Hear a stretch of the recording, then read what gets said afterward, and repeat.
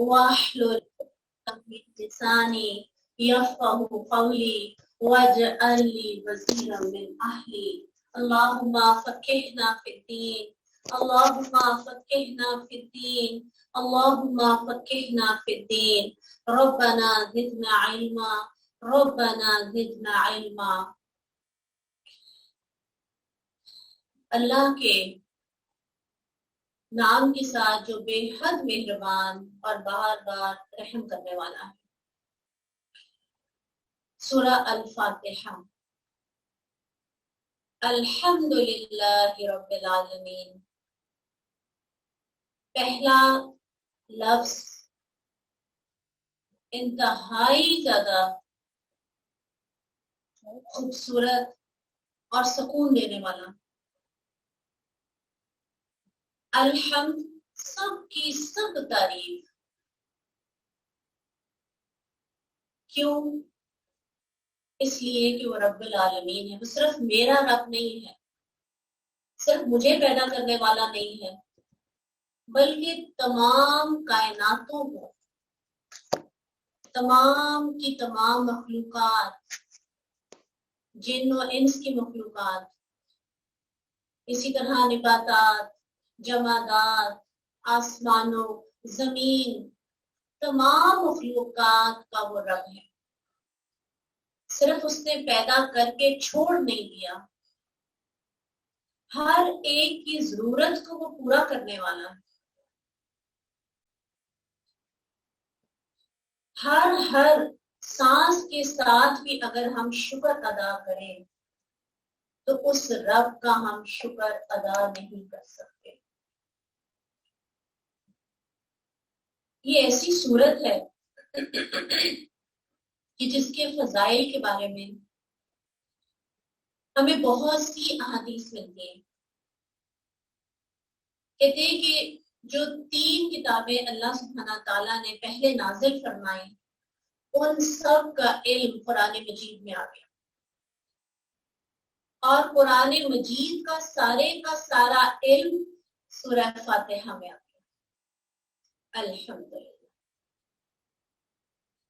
तो सबसे पहला जो कुरान की जहां से इब्तिदा हो रही वो क्या है? अल्हम्दुलिल्लाह। नमाज पढ़ते हैं किससे? अल्हम्दुलिल्लाह। इस सूरत के बगैर नमाज कबूल नहीं है। सो के उठते अल्हम्दुलिल्लाह, खाना खाते अल्हम्दुलिल्लाह, कोई खुशी की खबर, बच्चा पैदा हुआ, क्या बोलेंगे? अल्हम्दुलिल्लाह। हर मौके पर अल्हम्दुलिल्लाह। और जो खुश नसीब है उनको अगर कोई गम भी मिलता है तो उस वक्त भी वो क्या कहते हैं? अल्हम्दुलिल्लाह। उसके बारे में बड़ी प्यारी हमें हदीस मिलती है। अल्लाह सुब्हानहू तआला अपने फरिश्तों से पूछते हैं कि क्या तूने मेरे बंदे के जिगर के टुकड़े की जान ले ली, यानी उसके बच्चे की जान निकाल ली।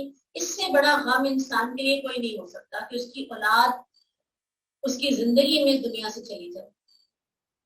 तो वो फरिश्ते कहते हैं जी अल्लाह ताला, हमने उसकी जान निकाल ली। तो अल्लाह ताला कहते हैं कि मेरे बंदे ने फिर क्या कहा? तो फरिश्ते कहते हैं उसने तेरी हम्द बयान की, अल्हम्दुलिल्लाह। तो अल्लाह ताला कहते हैं फिर उसके लिए एक महल बना दो जन्नत में जिसका नाम बैतुल हम्द रख दो। वो एक मौके पे अल्हम्दुलिल्लाह कहना अल्लाह को इतना पसंद आता है कि अल्लाह ताला उस महल, जैसे हमारे घरों के बाहर प्लेट्स लगी होती है ना, नेम प्लेट्स, इसी तरह वहां पे बड़ा बड़ा लिखा होगा किसका? बैतुल हम्द। जो ऐसे मौके पे भी अपने रब का शुक्र अदा करते हैं। और फिर इसके अलावा जब हम जन्नत में जाएंगे तो उस वक्त भी क्या कहेंगे? वक़ालुल हम्दुलिल्लाहिल्लज़ी हदाना लिहाज़ा। वो कहेंगे सब तारीफ अल्लाह के लिए जिसने हमें इस रास्ते की हिदायत दी। वमा कुन्ना लिनहतदी लौला अन हदाना अल्लाह। हम कभी भी हिदायत ना पा सकते थे अगर हमारा रब हमें हिदायत ना देता। उस मौके पर भी अल्हम्दुलिल्लाह। यौम यदऊकुम फस्तजीबू ना बिहम्दी, जिस दिन वो तुम्हें बुलाएगा तो तुम उसकी हम्द करते हुए चले आओगे। जिनको दुनिया में उसकी हम्द करने की आदत है, उस वक्त इतनी परेशानी का वक्त होगा, हशर का मैदान है, और ये मोमिनीन जो है, अल्लाहुम्मा जअलना मिनहुम, ये उस वक्त भी क्या करेंगे, ये उस वक्त भी हम्द करते हुए मैदान हशर की तरफ जाएंगे। और इसी तरह रसूलुल्लाह सल्लल्लाहु अलैहि वसल्लम ने फरमाया, पाकीज़गी निस्फ ईमान है, और अल्हम्दुलिल्लाह मीज़ान को भर देता है। मीज़ान क्या है? जिसमें नामाए अमाल तोले जाएंगे। तराजू बहुत बड़ा है कि अगर उसमें 7 आसमान डाले जाएं, 7 जमीनें डाली जाएं, तब भी उसमें जगह बच जाती है। लेकिन अगर कोई मोमिन दिल की खुशी के साथ अगर अल्हम्दुलिल्लाह एक बार कह देता है तो वो तराजू भर जाता है। अल्लाह को ये कलमा इतना अजीज है, तो कितना मेहरबान है हमारा रब। उसने हम पे नमाज फर्ज की, उस नमाज के अंदर हमारे लिए सूरह फातिहा लाजमी करार दी कि वो लाजमी पढ़नी, और उसके बाद हर नमाज के बाद हम 33 दफा क्या पढ़ते हैं? सुभान अल्लाह के बाद अल्हम्दुलिल्लाह। और जो ये तीनों तस्बीहें कर लेता उसके लिए क्या नवीद सुनाई गई कि समंदर की झाग के बराबर भी अगर किसी के गुनाह होंगे तो अल्लाह सुब्हानहू व तआला उसके माफ कर देंगे। तो 5 दफा जो अपने इस तरह अपने रब के सामने हुजूर पेश होता है, नमाज के जरिए भी, तस्बीहात के जरिए भी, तो आप सोचे क्या उसके ऊपर कोई मैल कुचैल रह जाएगी, कोई गुनाहों का बार रह जाएगा? अल्लाह कितना मेहरबान है। आप देखिए, अगर इस दुनिया से रुखसत भी होना हो, और अगर कोई शख्स नमाजी है, अगर अचानक भी उसका हार्ट अटैक जैसी बीमारी है, वो इंसान के गमों को दूर कर देती है। बहुत से ऐसे हैं कि जो वो बीमारी के रास्ते जन्नत में दाखिल होंगे।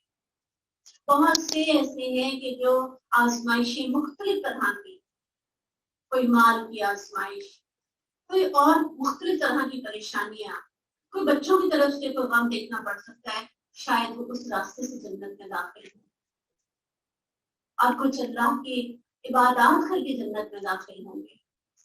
तो अल्लाह सुब्हाना व तआला ने सूरह फातिहा का इतना बुलंद दर्जा रखा है, इसके बारे में हमें कई अहादीस मिलती हैं, और इतना ईमान इंसान का बढ़ जाता है कि उस रब का एहसान है कि जिसने हमें इतनी बड़ी नेमत से नवाजा। इब्ने अब्बास ने फरमाया कि एक दफा जिब्रील अमीन नबी करीम सल्लल्लाहु अलैहि वसल्लम के पास बैठे हैं, दोनों बैठे हैं, एक कुरान पूरा लेकर आ रहे हैं और दूसरे जिन पे नाज़िल हो रहा है। उन्होंने अपने ऊपर जोर से दरवाजा खुलने की आवाज सुनी, तो सर उठाया, फरमाया ये आसमान का वो दरवाजा है जो आज खोला गया है, इससे पहले कभी नहीं खोला गया। और एक फरिश्ता उतरा, और ये फरिश्ता आज से पहले कभी नहीं उतरा। इस फरिश्ते ने सलाम कहा आपको 2 नूरों की खुशखबरी है जो आपको दिए गए, और आपसे पहले वो किसी नबी को अता नहीं किए गए।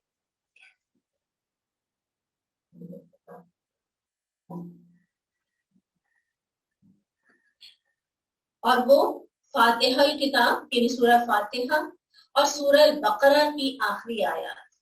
तो इन दो को, और साथ में क्या कहा, आप इन दोनों में से जो हरूफ भी पढ़ेंगे वो चीज आपको जरूर अता कर दी जाएगी। तो फिर इनको पढ़ना है अजर और सवाब के लिए भी, और इसके अलावा अपनी जैसे नमाजें हैं, सूरह फातिहा तो अल्हम्दुलिल्लाह हम पढ़ते हैं, तो ये जो आखिरी 2 आयात है सूरह बकरा की, इनको भी हिफ्ज कर लें, और इनको अपनी मेरी तो कोशिश होती है कि हर नमाज की एक रकत में तो जरूर, और फर्जों में कोई ये लाजमी नहीं है, लेकिन एक दिल की जैसे मोहब्बत पैदा हो जाती है, एक चाहत के सबसे अफजल कुरान पाक में ये 2 अल्लाह ताला ने नूर अता फरमाए हैं, सूरह फातिहा और साथ ये, तो फिर इनको हम नमाजों में क्यों ना रखें। और जो भी इसके साथ दुआ मांगी जाएगी, अल्लाह सुब्हाना व तआला वो दुआ कबूल करेंगे। तो जब दुआ मांगने बैठे तो फिर सूरह फातिहा भी पढ़े और साथ में ये 2 आयत भी पढ़े। इसी तरह वो एक और मशहूर हमें वाकया जो अल्हम्दुलिल्लाह हम सब ने सुन रखा है, वो कौन सा, कि जिसमें एक सरदार को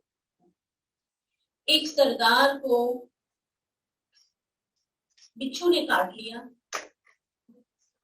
اور وہاں پہ ایک لڑکی تھی، وہ صحابہ کرام کے پاس آئی اور آ کے کہا کہ کیا کوئی ایسا دم ہے، ہمارے سردار کو اس طرح بچھو نے کاٹ لیا۔ تو صحابہ کرام نے سورہ فاتحہ کا دم کیا، 2 وقت وہ دم کرتے رہے، اللہ تعالیٰ نے شفا دے دی۔ رسول اللہ صلی اللہ علیہ وسلم سے آ کے پوچھا تو رسول اللہ صلی اللہ علیہ وسلم نے فرمایا تمہیں کیسے پتا چلا، اور اس کے بدلے میں 30 بکریاں بھی انہوں نے ان سے لی۔ تو رسول اللہ صلی اللہ علیہ وسلم سے پوچھا کیا یہ جو ضیافت جنہوں نے کی ہے کیا اس کی اجازت ہے؟ رسول اللہ صلی اللہ علیہ وسلم نے کہا کہ ہاں اس کی اجازت ہے، اور یہ بہترین دم ہے، کسی اور کے پاس جانے کی ضرورت نہیں۔ اسی طرح خارجہ بن سلف کے چچا بیان کرتے ہیں کہ رسول اللہ صلی اللہ علیہ وسلم کے پاس حاصل ہو کر اسلام لے آئے، پھر واپس گئے تو ان کا گزر کچھ لوگوں کے پاس سے ہوا جن کے پاس ایک پاگل لوہے کی زنجیروں میں بندھا ہوا تھا۔ ایمان لائے، اب اپنے علاقے میں جا رہے ہیں، شاید 2-4 دن رکے ہوں، اور جا رہے ہیں تو کیا دیکھتے ہیں پاگل ہے اور زنجیریں باندھی گئی ہیں۔ اس کے گھر والے کہنے لگے تمہارا یہ ساتھی یعنی رسول اللہ صلی اللہ علیہ وسلم سے خبر لے کر آیا ہے، تو تمہارے پاس کوئی چیز ہے جس سے تم اس کا علاج کرو؟ تو میں نے اسے فاتحہ کتاب کے ساتھ دم کیا تو تندرست ہو گیا۔ انہوں نے مجھے 100 بکریاں دیں۔ میں رسول اللہ صلی اللہ علیہ وسلم کے پاس آیا اور آپ کو سارا واقعہ سنایا۔ تو اس سے کیا پتہ چلتا ہے کہ ایسی بیماریاں کہ جن کا کوئی علاج نہیں، اس زمانے میں بھی پاگلوں کو بیڑیاں لگائی جاتی تھی، اور آج کے دور میں بھی ایسا ہی ہوتا ہے۔ بہت سی ایسے علاج مریض ہوتے ہیں کہ ان کا کوئی علاج نہیں ہوتا سوائے ان کو بیڑیاں لگانے کے، یا ایک کمرہ ہوتا ہے جہاں ان کو بند کر دیا جاتا ہے۔ اگر اس کا علاج ہو سکتا ہے تو پھر مجھے بتائیں کون سی بیماری پیچھے رہ گئی؟ صرف ہمارے ایمان کی بات ہے۔ اسی طرح مفسر قرآن ہے حافظ بن عبد السلام، وہ کہتے ہیں کہ میری بہن تھی، ان کی وہ ایک ٹانگ سے معذور تھی، اور پھر ایسا ہوا کہ دوسری ٹانگ بھی جواب دے گئی اور وہ بالکل بیٹھ گئی۔ کہتے ہیں بہت زیادہ گھر میں پریشانیاں آ گئی۔ میرے والد صاحب کو کسی نے بتایا کہ آپ اس پہ سورہ فاتحہ کا دم کریں۔ کہتے ہیں میرے والد صبح شام سورہ فاتحہ کا دم میری ہمشیرہ کی ٹانگوں پہ کیا کرتے تھے، اور 13ویں دن میری ہمشیرہ دیوار کا سہارا لے کر کھڑی ہو گئی۔ یہ اس دور کے معجزے ہیں، وہ صحابہ کرام سے ہمیں مل گئے۔ مومن کا تو ایمان ہے نا کہ جو بات مجھے قرآن و حدیث میں مل گئی وہ منوان ہے۔ کیوں؟ اس لیے کہ اس سورت کا نام ام الکتاب بھی ہے، اور اس سورت کا نام ام الشفا بھی ہے، یعنی کہ یہ شفاؤں کی ماں بھی ہے۔ تو جب اس کا نام اللہ سبحانہ تعالیٰ نے اتنا خوبصورت رکھا کہ یہ شفا ہے، یہ فاتحہ بھی ہے، اس کا نام کھولنے والی، ہدایت کے راستوں کو کھولنے والی۔ تو اسی طرح آج کے دور کا ایک اور واقعہ کہ بہت بڑے اسکالر عرب کے اندر، ان کی بیٹی کا ایکسیڈنٹ ہوا، وہ سفر میں تھے، ان کو بتایا گیا آپ کے بچوں کا ایکسیڈنٹ ہو گیا۔ تو کہتے ہیں کہ میں سفر میں تھا، میں نے اس سے دعا مانگی اور اپنے رب سے کہا الحمدللہ اللہ تیرے فیصلے کو میں نے قبول کیا۔ اس کے بعد کہتے ہیں میں جب ہاسپٹل گیا تو مجھے بتایا گیا کہ میرے بیٹے کی اور بیٹی کی حالت زیادہ خراب ہے، بیٹے کو کچھ چوٹیں آئی تھیں، بیٹی کی کمر کی ہڈیاں ٹوٹ چکی ہیں، دماغ کی ہڈیاں ٹوٹ چکی ہیں، ناک کی ہڈیاں ٹوٹ چکی ہیں، اور بے ہوشی کی حالت میں ہے۔ کئی آپریشنز ہیں جو ڈاکٹرز نے بتائے ہیں۔ کہتے ہیں میں نے کہا کہ آپ مجھے تھوڑی سی مہلت دے دیجیے۔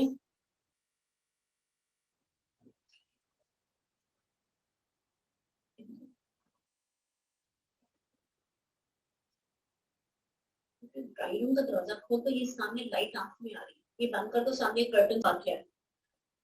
نے کہا کہ مجھے تھوڑی سی مہلت دے دیں، اور اس کے بعد میں ہر روز ہاسپٹل جاتا تھا، 3 گھنٹے لگاتار اپنی بیٹی کے سر کے پاس کھڑے ہو کر اپنی بیٹی کو دم کرتا تھا، روتا تھا، اللہ کے آگے دعائیں کرتا تھا۔ اس کے علاوہ بھی جو دم ہے صحت کے، شفا کے، جبریل امیر صلی اللہ علیہ وسلم کو آگے کیا کرتے تھے، ساتھ میں وہ کرتا تھا۔ 20 دن بعد میری بیٹی گھر چلی گئی۔ سبحان، کیا اللہ تعالیٰ نے ہمیں کتنی بڑی رحمت عطا فرمائی۔ تعداد مقرر نہیں ہے، اپنی آسانی کے تحت، جیسے یہاں پہ انہوں نے 3 گھنٹے، اور 3 گھنٹے میں کتنی دفعہ پڑھا جاتا ہے۔ آپ اپنے لیے آسانی کے ساتھ چاہے ایک تسبیح مقرر کر لیں، چاہے آپ 21 دفعہ پڑھ لیں، چاہے آپ نئی ٹائم اس سے کم کر لیں، یا ہر نماز کے ساتھ کر لیں۔ میں نے اپنے بیٹے کو بھی یہی بتایا تھا، تو اس کے ایک دانا سا تھا جو ختم نہیں ہو رہا تھا، تل کہہ لیں، تو اس نے وہ نماز کے بعد دم کرنا شروع کیا تو الحمدللہ وہ غائب ہو گیا، اور اس کے بعد جب اس نے چھوڑ دیا تو کچھ عرصے بعد وہ دوبارہ آ گیا، تو میں نے کہا دوبارہ پڑھو۔ اللہ تعالیٰ ہمیں اپنے سے جوڑنا چاہتا ہے، اور کس طریقے سے اللہ سبحانہ تعالیٰ ہمارے لیے آسانیاں پیدا کرتا ہے۔ تو اب ہم دیکھتے ہیں کہ اللہ سبحانہ تعالیٰ نے ہمیں اس صورت میں کیا بتایا ہے۔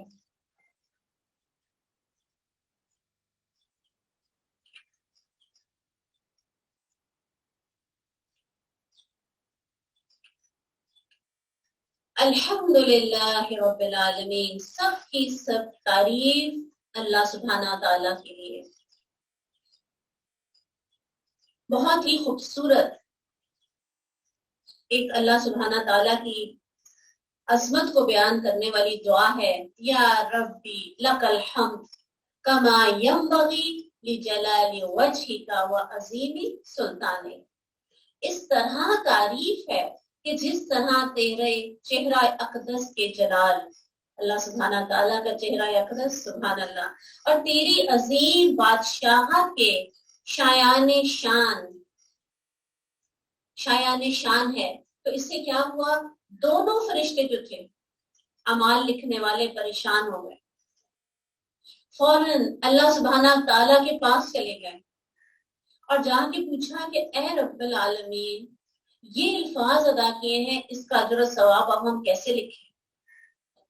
تو اللہ تعالیٰ نے کیا کہا کہ ان کو ایسے ہی لکھ دو نامہ اعمال میں، جب مجھ سے ملاقات ہوگی اس کا اجر میں خود دوں گا۔ سبحان اللہ، جس کے نامہ اعمال میں آپ سوچیں کہ یہ درج ہوں کلمے کئی دفعہ، دن میں اگر کئی دفعہ ہم پڑھ رہے ہیں تو کیا خوبصورت چمکتا ہوا نامہ اعمال نکلے گا۔ تو اللہ کی تعریف اس خوبصورت انداز سے، اور دعاؤں کی قبولیت کا بھی ذریعہ بن جاتا ہے۔ جب بھی ہم نے دعا مانگی، یہ دعا بھی ہے، ظاہر ہے اس صورت کا نام الدعا بھی ہے، تو جب بھی دعا مانگنی ہے تو سب سے پہلے کیا کرنا ہے، اپنے رب کی حمد بیان کرنی ہے، جیسے کہ یہاں پہ کی جا رہی ہے۔ سارے کا سارا شکر، صرف تعریف تو بہت چھوٹا لفظ ہے، سارے کا سارا شکر اے رب صرف اور صرف تیری ذات کے لیے۔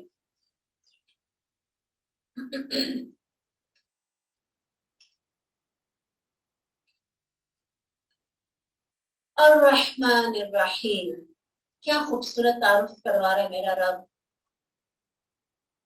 کہ وہ کون ہے، اپنے بارے میں ہمیں بتا رہا ہے اپنی کتاب میں، رحمان اور رحیم، یعنی بہت زیادہ مہربان، بار بار رحم کرنے والا۔ 2 دفعہ اگر ایک رحمان بھی آ جاتا نا تو یہ بھی بہت بڑی زور دے کر اس میں کہا گیا ہے کہ بہت زیادہ رحم کرنے والا۔ لیکن اللہ سبحانہ تعالیٰ نے اس جیسا، اسی روٹ ورڈ کا ایک اور لفظ لیا ہے۔ اس کا کیا مطلب ہے؟ جیسے کہ وہ آتا ہے نا کہ اللہ کے عرش پہ لکھا ہوا ہے کہ میری رحمت میرے غضب پہ حاوی۔ اللہ سبحانہ تعالی ما یفعل اللہ بعذابکم ان شکرتم او آمنتم، اللہ کو کیا ملے گا تمہیں عذاب دے کے اگر تم شکر کرو اور تم ایمان لے آؤ۔ ہاں، الرحمن فی الدنیا رحیم فی الآخرہ۔ رحمان کیا ہے کہ دنیا میں ایک کافر ہے نا، اللہ کی نافرمانی کر رہا ہے، اللہ پھر بھی دے رہا ہے، اللہ جن پہ غضبناک ہے، اللہ ان کو پھر بھی نواز رہا ہے، ان کو مہلت دے رہا ہے کہ شاید پلٹ آئیں۔ تو دنیا میں اللہ رحمان ہے، لیکن آخرت میں کیا ہوگا؟ الرحیم ہوگا۔ وہاں پہ کافروں کی پکار نہیں سنو گا۔ جس نے ذرا سا بھی شرک کر لیا، چاہے وہ شرک فی ذات ہو، چاہے وہ شرک فی عبادہ ہو، چاہے وہ کسی بھی طرح کا شرک ہو، جو ہم اللہ کی راہ میں خرچ کرتے ہیں، اگر اس میں شرک کر لیا تو بھی مارے جائیں گے۔ کسی بھی صورت میں وہ شرک کو قبول نہیں کرے گا، اس کا شکر ادا کریں گے تو اللہ اپنی نعمتوں کو بڑھا دے گا، اس کا وعدہ ہے۔ لَإِن شَكَرْتُمْ لَأَزِيدَنَّكُمْ۔ اگر تم شکر کرو گے تو اگر کسی چیز کی کمی ہے نا، تو شکوے شکایتیں کرنے سے کیا بہتر ہے؟ شکر ادا کریں۔ اگر کوئی کمی ہے تو یہ نہ کہیں یہ کمی ہے، بلکہ کہیں انشاءاللہ میرے رب نے جہاں میری اتنی ضرورتیں پوری کی تو اس کے لیے پورا کرنا کوئی مسئلہ نہیں، ضرور دے گا میرا رب۔ کبھی مایوس نہیں ہونا، ہمیشہ شکر کرنا شروع کر دیں، اللہ اس نعمت کو بڑھا دے گا۔ جس چیز کی کمی ہے، صحت میں اگر کوئی تھوڑا بہت مسئلہ ہے تو شکر کرنا شروع کر دیں، اللہ تعالیٰ شکر۔ کتنے ہی جو اٹھ کے بیڈ سے بیٹھ بھی نہیں سکتے، چل بھی نہیں سکتے، میرا رب یہ بھی ٹھیک کر، تو آپ دیکھیں اللہ تعالیٰ کیسا کرم کرے گا۔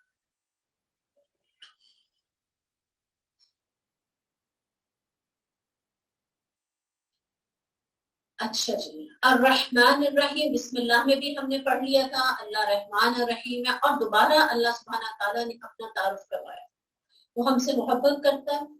اللہ سبحانہ تعالیٰ نے ہمارے لیے ہدایت کے سارے راستے کھولے، ہر طرح سے نبی کو بھی بھیجا، رسول اللہ صلی اللہ علیہ وسلم چلے گئے، ان کی احادیث کو ایسا محفوظ فرما دیا، اور پھر کتاب ہمارے ہاتھوں میں ہے، اس کو پڑھنا بھی ہمارے لیے آسان کر دیا۔ مالک یوم الدین کیا ہے؟ مالک ہے یوم الدین کا۔ جب ہم کہتے ہیں نا الحمدللہ رب العالمین، تو اللہ تعالیٰ کہتے ہیں میرے بندے نے میری حمد بیان کی، اللہ جواب دیتے ہیں۔ اور پھر جب ہم کہتے ہیں الرحمن الرحیم، تو اللہ سبحانہ تعالیٰ کہتے ہیں میرے بندے نے میری ثنا کی، میری تعریف بیان کی۔ اور مالک یوم الدین جب کہتے ہیں تو اللہ سبحانہ تعالیٰ کہتے ہیں میرے بندے نے اپنا آپ ہی میرے سپرد کر دیا کہ تو یوم الدین کا مالک ہے، مجھے تیرے حضور پیش ہونا ہے، اور میں اس کی تیاری کر رہا ہوں، اور انشاءاللہ تو میرے ساتھ اچھا معاملہ کرے گا۔ تو اللہ سبحانہ تعالیٰ نے اس سورت کو آدھا آدھا بانٹ دیا۔ شروع میں اللہ کی تعریف ہو رہی ہے، اور پھر اس کے بعد جب مالک یوم الدین کہہ دیا تو اس کے ساتھ کیا؟ اہدنا الصراط المستقیم، اللہ سیدھا راستہ دکھا۔ سب سے جامع دعا، یعنی اس سے زیادہ خوبصورت اور جامع دعا کوئی ہو ہی نہیں سکتی۔ اگر دنیا کی ہر نعمت موجود ہے، مجھے بتائیں فرعون سے زیادہ کسی کے پاس مال تھا؟ نمرود سے زیادہ بڑے بادشاہ گزرے ہیں، کتنے بڑے بڑے بادشاہ آئے، لیکن سب کچھ یہی چھوڑ کے چلے گئے۔ اور وہ کہ جن کے پاس دنیا میں کچھ بھی نہیں تھا مال و دولت، لیکن ایمان کی دولت سے وہ مالا مال تھے، اللہ نے ان کا انجام کتنا شاندار کیا، اور رہتی دنیا تک ان کا ذکر خیر چھوڑ دیا۔ تو سب سے بڑی جو نعمت ہے، سب سے بڑی جو دولت ہے، سب سے زیادہ جو مانگی جانے والی دعا ہے، وہ کیا ہے؟ اہدنا الصراط المستقیم۔ ہر نماز کی ہر رکعت میں ہم الحمدللہ اپنے رب سے مانگتے ہیں، اور اللہ تعالیٰ نے اس میں نے بتایا کہ ہم جب مانگتے ہیں اللہ سبحانہ و تعالیٰ ایک ایک آیت کا، سورہ فاتحہ کا یہ خاص اعجاز ہے کہ اللہ ایک ایک آیت کا جواب دیتے ہیں۔ مالک یوم الدین، جو مالک ہے بدلے کے دن کا، ایاک نعبد و ایاک نستعین، اے رب ہم صرف اور صرف تیری عبادت کرتے ہیں اور تجھ سے مدد چاہتے ہیں۔ جب اتنی پیاری بات کہی اللہ سبحانہ تعالیٰ کو، یہاں پہ کیا ہے؟ صرف کون سا سیغہ ہے؟ ایا کا، اس کے علاوہ اور کچھ نہیں، کوئی شامل نہیں۔ یہ بات ہم مسلمانوں کو بعض اوقات پتہ نہیں کیوں اتنی کڑوی لگتی ہے کہ ہاتھ اٹھانے تو صرف اللہ کے آگے، سر جھکانا ہے تو صرف اللہ کے آگے، کیوں؟ ایک لا الہ الا اللہ محمد رسول اللہ کہہ کر انسان جہنم سے نکل کے جنت کی طرف چل پڑتا ہے۔ اتنا بڑا اس ایک کلمے کے اندر اللہ سبحانہ تعالیٰ نے طاقت رکھی ہے۔ اس کا مطلب کیا ہے؟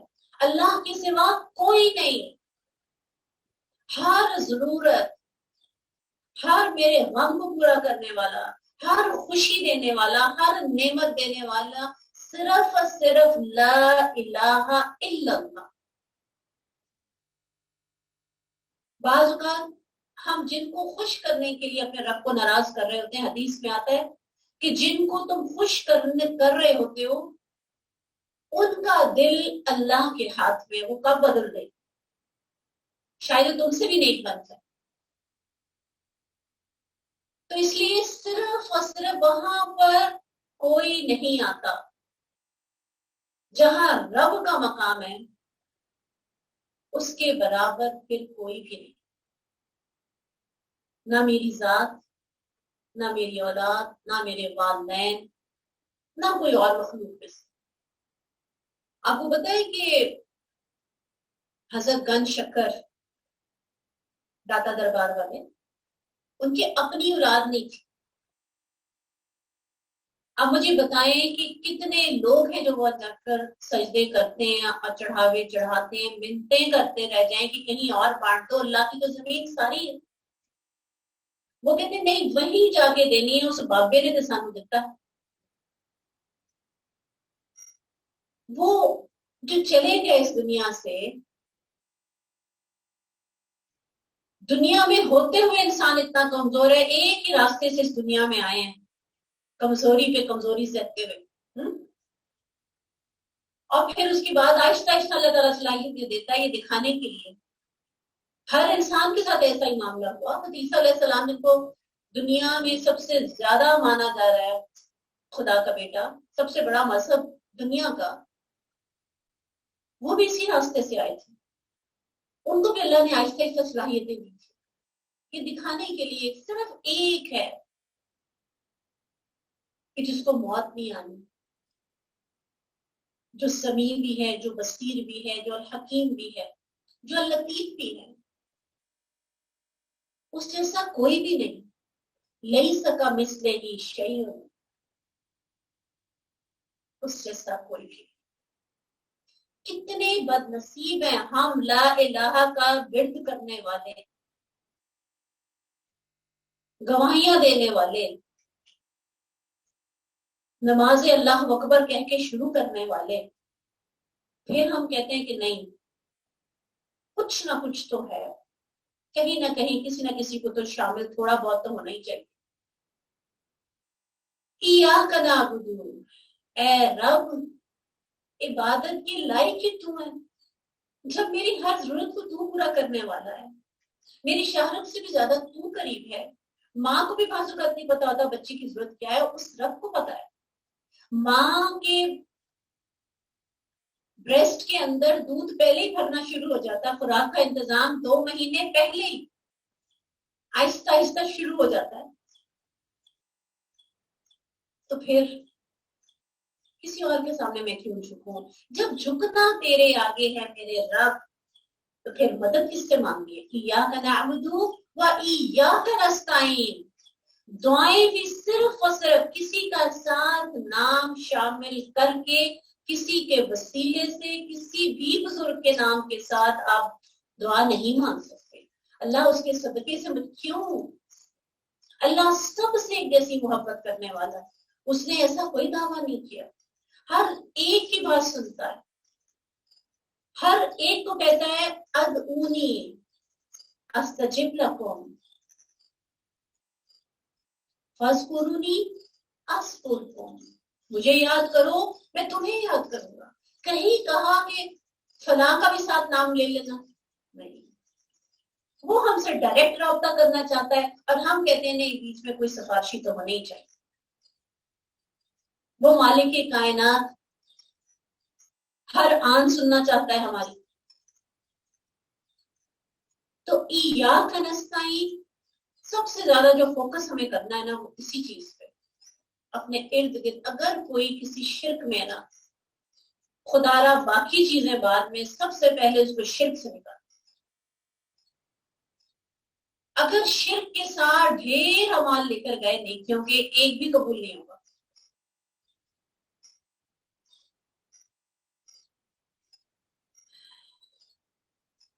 اسی طرح امہات المومنین کسی کی اولاد نہیں تھی سوائے حضرت خدیجہ کے اور ماریہ قبطیہ. 11 نکاح ہوئے رسول اللہ صلی اللہ علیہ وسلم، اس میں سے صرف 2 کی اولاد ہوئی، 9 کی اولاد نہیں ہوئی. کون سی عورت ہے جو چاہے کہ میں ماں نہ بنوں؟ کیا رسول اللہ صلی اللہ علیہ وسلم ہاتھ اٹھاتے تو اولاد نہ ملتی؟ یہ اللہ کی حکمتیں ہیں. اگر ان کے اختیار میں ہوتا یا امہات المومنین کے اختیار میں ہوتا تو اللہ تعالیٰ ان کو اولاد سے نواز دیتے. سب کچھ کس کے اختیار میں؟ اللہ سبحانہ و تعالیٰ کے اختیار میں. اگر ایک نبی اپنی بیویوں کو اولاد نہیں دے سکے اور جب حضرت ابراہیم علیہ السلام فوت ہو رہے ہیں اس وقت کیسے رو رہے ہیں اور صحابہ کرام حیران ہو رہے ہیں. جب نواسا فوت ہو رہا ہے اس وقت کیسے رو رہے ہیں. 3 جوان بیٹیاں رخصت کی ہیں. کوئی نہیں چاہتا کوئی کتنا بھی نیک ہو کہ اپنی زندگی میں اپنی اولاد کو رخصت کریں. 3 بیاہی ہوئی بیٹیاں، چھوٹی چھوٹی بچیاں نہیں. کتنی محبت ہوتی ہے اپنی اولاد کے ساتھ. تو پھر اے رب صرف تیری عبادت کریں گے اور صرف تجھ سے ہی مدد مانگیں گے. اس سے کیا پتہ چلتا ہے کہ دعا ہم ڈاکٹر کے پاس جائیں گے، دوائی لیں گے، شفا کون دے گا؟ اللہ سبحانہ تعالیٰ. اسی طرح ہم کسی کی مدد کریں گے لیکن اس کا فقر کون دور کرے گا، اس کو غنی کون کرے گا؟ اللہ سبحانہ تعالیٰ. ہم نہیں کر سکتے ہیں. تو ہر چیز اللہ سبحانہ تعالیٰ کے ہاتھ میں ہے. فوج ہے، آدمی ہیں، ٹینک ہیں، میزائل ہیں، سب کوشش کر رہے ہیں. فتح کون دے گا؟ اللہ سبحانہ تعالیٰ. وہ اپنے آگے صحابہ کرام رسول اللہ صلی اللہ علیہ وسلم ہر جب بھی کوئی پریشانی آتی تھی تو دوڑتے تھے نماز کی طرف، اللہ کے ہی آگے جھکتے تھے، اسی سے مانگتے تھے. غزوہ بدر آپ جانتے ہیں، پوری یہ رات اتنا بڑا دشمن آ کے سر پہ بیٹھ گیا، کوئی مقابلہ نہیں ہے. 1/3 کا ریشو. یہ 300 ہے، وہ 1000 ہے. کس کے آگے جھکے ہیں؟ کس کو وسیلہ بنایا؟ اپنے رب کے آگے جھکے. تو اب جو اس سورت کی سب سے جو قیمتی چیز ہے نا وہ کیا ہے؟ اهدنا الصراط المستقیم. اللہ تیرا جو مقام ہے نا اس کو ہم نہیں سمجھ سکتے لیکن تو ہمیں سیدھا راستہ دکھاتے. پوری کائنات کا تو مالک، تو رحمان، تو رحیم. تیری عبادت کرنا چاہتے ہیں لیکن اگر تو چاہے گا تو کریں گے نا. تو ہمیں ہدایت کے راستے پہ جما دے، ہمارے دلوں کو کھول دے، ہمارے سینوں کو کھول دے، اس راستے پہ چلنا آسان کر دے. اس کے بارے میں ایک بڑی خوبصورت حدیث ملتی ہے کہ صراط المستقیم سے مراد یہ ہے کہ اس راستے کے دونوں طرف 2 دیواریں ہیں. ایک راستہ ہے، اس کے دونوں طرف کیا ہیں؟ دیواریں ہیں جن پر کھلے ہوئے دروازے ہیں. ان دروازوں پر پردے لٹک رہے ہیں. اس راستے کے دروازے پر ایک بلانے والا ہے جو کہتا ہے اے لوگوں تم اس راستے میں داخل ہو جاؤ اور ٹیڑھے مت ہونا. اور ایک بلانے والا اس راستے کے اوپر کنارے سے آواز دے رہا ہے جو کوئی انسان اس دروازوں میں سے کسی کو کھولنا چاہتا ہے تو وہ کہتا ہے افسوس تجھ پہ، اسے مت کھول، کیونکہ اگر تو نے اسے کھولا تو اس میں داخل ہو جائے گا. اب اس کے بارے میں کیا ہمیں پتہ چلتا ہے کہ یہ جو 2 دیواریں ہیں، یہ جو راستہ ہے یہ کیا ہے؟ یہ تو صراط المستقیم، یہ اسلام کا راستہ ہے. جو 2 دیواریں ہیں وہ کیا ہیں؟ وہ حدود اللہ. ان حدود اللہ کے اندر دونوں طرف دروازے کھلے ہیں. وہ تمام جو دروازے ہیں ان کے اندر کیا ہیں؟ وہ حرام کام ہو رہے ہیں. اب ایک دروازے پہ کھڑا بلا رہا ہے اور وہ شیطان ہے، اور ایک اوپر سے آواز دے رہا ہے، اور وہ کون ہے؟ اللہ سبحانہ تعالیٰ. اور بعض کو کیا آتے ہیں؟ رسول اللہ صلی اللہ علیہ وسلم. یا یہ قرآن پاک اللہ تعالیٰ قرآن کے ذریعے ہمیں بلا رہے ہیں. تو اس سے کیا پتہ چلتا ہے کہ ہم نے سیدھے جاتے جانا ہے. یہ قرآن ہمیں ہماری منزل پہ پہنچا دے گا اگر ہم راستہ واسع ہے، کھلا ہے. اگر ہم دائیں بائیں نہ مڑے تو انشاءاللہ یہ راستہ جنت پہ پہنچائے گا. رسول اللہ صلی اللہ علیہ وسلم نے فرمایا دو چیزیں ہیں، ایک حدیث اور ایک قرآن. جو ان کو پکڑ لے گا کبھی گمراہ نہیں ہوگا. قرآن کا ایک سرا تمہارے ہاتھ میں ہے، دوسرا سرا اللہ سبحانہ تعالیٰ کے ہاتھ میں ہے. جس نے اس سرے کو پکڑ لیا تو کیا ہے؟ اللہ اٹھا لیں گے، اللہ نکال لیں گے. بالکل ایسے ہی جیسے سمندر میں انسان ڈوب رہا ہوتا ہے اور اوپر سے جہاز کے اوپر سے تو رسی پھینکتا ہے، نیچے وہ جیسے پکڑ گئے ایک دم اس کو کھینچ لیا جاتا ہے.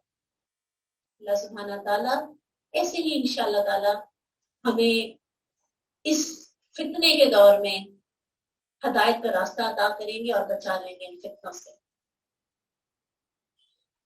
تو اب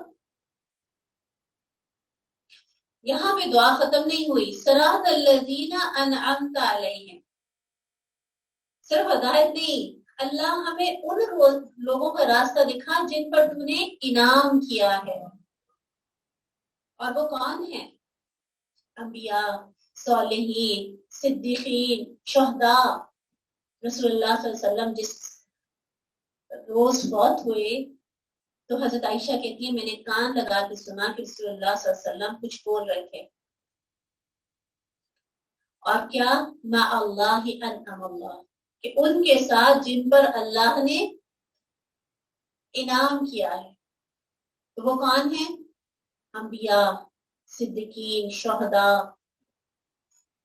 یعنی جب بھی کوئی نبی فوت ہوتا ہے نا تو ان کو چوائس دی جاتی ہے. فرشتہ آتا ہے اور آ کے پوچھتا ہے کہ آپ ابھی دنیا میں رہنا چاہتے ہیں یا آپ اللہ سبحانہ تعالیٰ کے پاس جانا چاہتے ہیں. تو انہوں نے رسول اللہ صلی اللہ علیہ وسلم کے جیسے حدیث سے بتانا نے کہا اللہ کے پاس جانا چاہتا ہوں. تو اے ہمارے رب ہمیں سیدھا راستہ بھی دکھا اور ان لوگوں میں ملا دینا مرنے کے بعد جن سے تو راضی ہوا. یعنی صرف جنت نہیں چاہیے بلکہ نیک لوگوں کا ساتھ بھی چاہیے. تو اللہ تعالیٰ ہمیں بھی جنت کے باغوں میں ایسے ہی اکٹھے کرے گا انشاءاللہ تعالیٰ. غیر المغضوب علیہم ولا الضالین، جن پر نہ غصہ کیا گیا اور نہ وہ گمراہ ہے. غصہ کس پہ کیا اللہ سبحانہ تعالیٰ نے؟ یہود پہ. آپ آج بھی پڑھیں گے کہ اللہ تعالیٰ ان پہ غضبناک ہے. اللہ تعالیٰ پہ نعمتیں بھی گنوائیں گے اور پھر بتائیں گے کہ انہوں نے کیا کیا. پھر اللہ نے کہا میں ان پہ غضبناک ہوں. اور جو گمراہ نہ ہو، گمراہ کون ہوئے تھے؟ نصارا. سیدھے راستے کی طرف آتے آتے پھر دوسری طرف کو نکل گئے. بس عیسیٰ علیہ السلام کو، حضرت مریم علیہ السلام کو اللہ کا حصہ بنا دیا، شرک کرنے لگ گئے.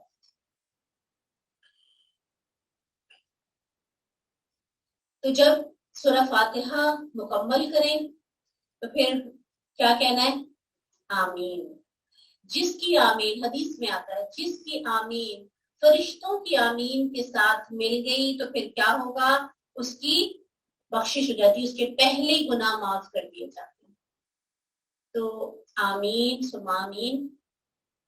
اللہ تعالیٰ ہم سب کو رمضان میں قیام اللیل کرنے کی توفیق عطا کرے. بلند آواز سے جب امام آمین کہیں تو پھر بلند آواز سے آمین کہیں.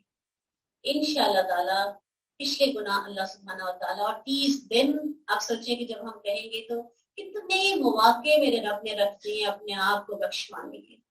اسی لیے رسول اللہ صلی اللہ علیہ وسلم کے پاس جبریل امین آئے اور کہا کہ بہت ہی بدبخت ہے وہ شخص کہ جس کو رمضان ملے اور وہ اپنی بخشش نہ کروا سکے. رسول اللہ صلی اللہ علیہ وسلم نے آمین کہا. اور پھر دوسری سیڑھی پہ کیا کہ بہت ہی بدبخت ہے وہ شخص کہ جس کو والدین ملے اور وہ ان کی خدمت کر کے جنت نہ کما سکا. اور تیسری سیڑھی پہ کیا کہ جس کے سامنے رسول اللہ صلی اللہ علیہ وسلم کا ذکر ہو اور وہ رسول اللہ صلی اللہ علیہ وسلم پہ درود شریف نہ پڑھ سکا. اس لیے جب بھی رسول اللہ صلی اللہ علیہ وسلم کا نام آئے گا تو انشاءاللہ تعالی ہمیں درود شریف کا بھی اہتمام کرنا ہے. صلی اللہ علیہ وسلم جو ہم کہہ لیتے ہیں نا کہ یہ ان پہ درود بھیجنا ہی ہے، یہ مختصر ترین ہے.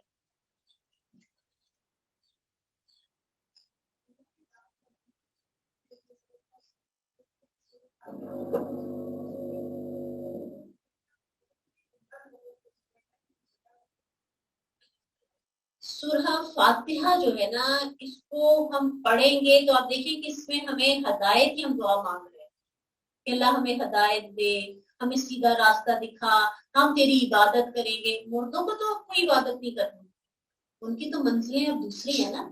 تو یہ پتہ نہیں کہاں سے یہ چیز آ گئی ہے اور ہمارے معاشرے میں اتنی عام ہو گئی ہے کہ ہم اپنے مردوں کو وہ چیز بھیجتے ہیں کہ جو ان تک نہیں پہنچے گی. رسول اللہ صلی اللہ علیہ وسلم کی کوئی ایک بھی ہمیں حدیث سے یہ دلیل نہیں ملتی کہ یہ پڑھ کے آپ ان کو اس طرح سے بھیج سکتے ہیں. ان کی اس کی وجہ سے کوئی بخشش ہو سکتی ہے. ان کے لیے جو مصنون طریقہ ہے وہ کیا ہے دعا. اللہم اغفر لہم، اللہم اغفر لہم اگر زیادہ کے لیے کہنا ہے. اگر ایک عورت ہے اللہم اغفر لہا، آپ کثرت سے پڑھیں سب سے زیادہ. ہاں سورہ فاتحہ اس صورت میں آپ پڑھ سکتے ہیں کہ جیسے میں نے ابھی آپ کو بتایا کہ دعاؤں کی قبولیت کا ایک ذریعہ بن جاتی ہے. جب بھی آپ نے کوئی دعا مانگنی ہے پہلے اللہ کی تسبیح بیان کرنی ہے نا، تو اس میں اللہ کی حمد بیان کی گئی ہے.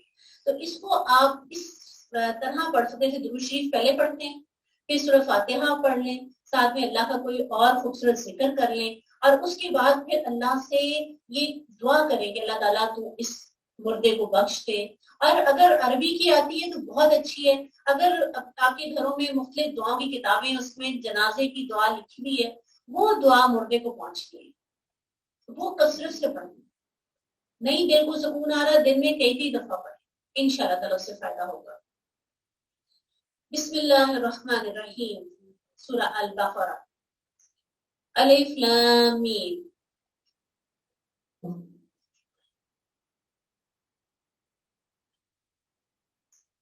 یہ قرآن مجید کی 7 سب سے لمبی صورتوں میں سے ہے جن کی اہمیت کے پیش نظر رسول اللہ صلی اللہ علیہ وسلم نے فرمایا جس نے یہ پہلی 7 صورتیں حاصل کر لیں وہ بہت بڑا عالم دین بن گیا. ٹھیک ہے، اس کے بعد کی جو 7 صورتیں ہیں جس نے یہ حاصل کر لیں وہ بہت بڑا عالم دین بن گیا. اسی طرح رسول اللہ صلی اللہ علیہ وسلم نے فرمایا کہ یہ قرآن کی کوہان ہے. ایک نمایاں چیز جیسے اونٹ کی ہم جانتے ہیں نا کوہان ہوتی ہے، اس طرح یہ سورت جو ہے یہ قرآن کی کوہان ہے. یہ کیوں کہا گیا اس کو قرآن کی کوہان؟ کہ اس میں 1000 خبریں دی گئی ہیں. سورت کے اندر 2.5 پاروں کی یہ سورت ہے. 1000 خبریں ہیں، 1000 حکم ہیں، اور 1000 مرتبہ نہیں جو ہے یعنی کہ یہ کام نہیں کرنے منع کیا گیا ہے. تو اتنے زیادہ احکامات اس سورت کے اندر آئے ہیں. اللہ سبحانہ تعالیٰ ہم سب کو سمجھ کے پڑھنے اور اس پہ عمل کرنے کی توفیق عطا فرمائے. اللہ سبحانہ تعالیٰ اس میں بہت زیادہ ڈیٹیل کے ساتھ یہود و نصارہ کی جو نفسیات تھی، ان کی جو حرکتیں تھیں، ان کے اندر جو عیب تھے ان کو اس میں بیان کیا ہے. تو اللہ سبحانہ تعالیٰ نے ان کو روکنے کی پوری کوشش کی.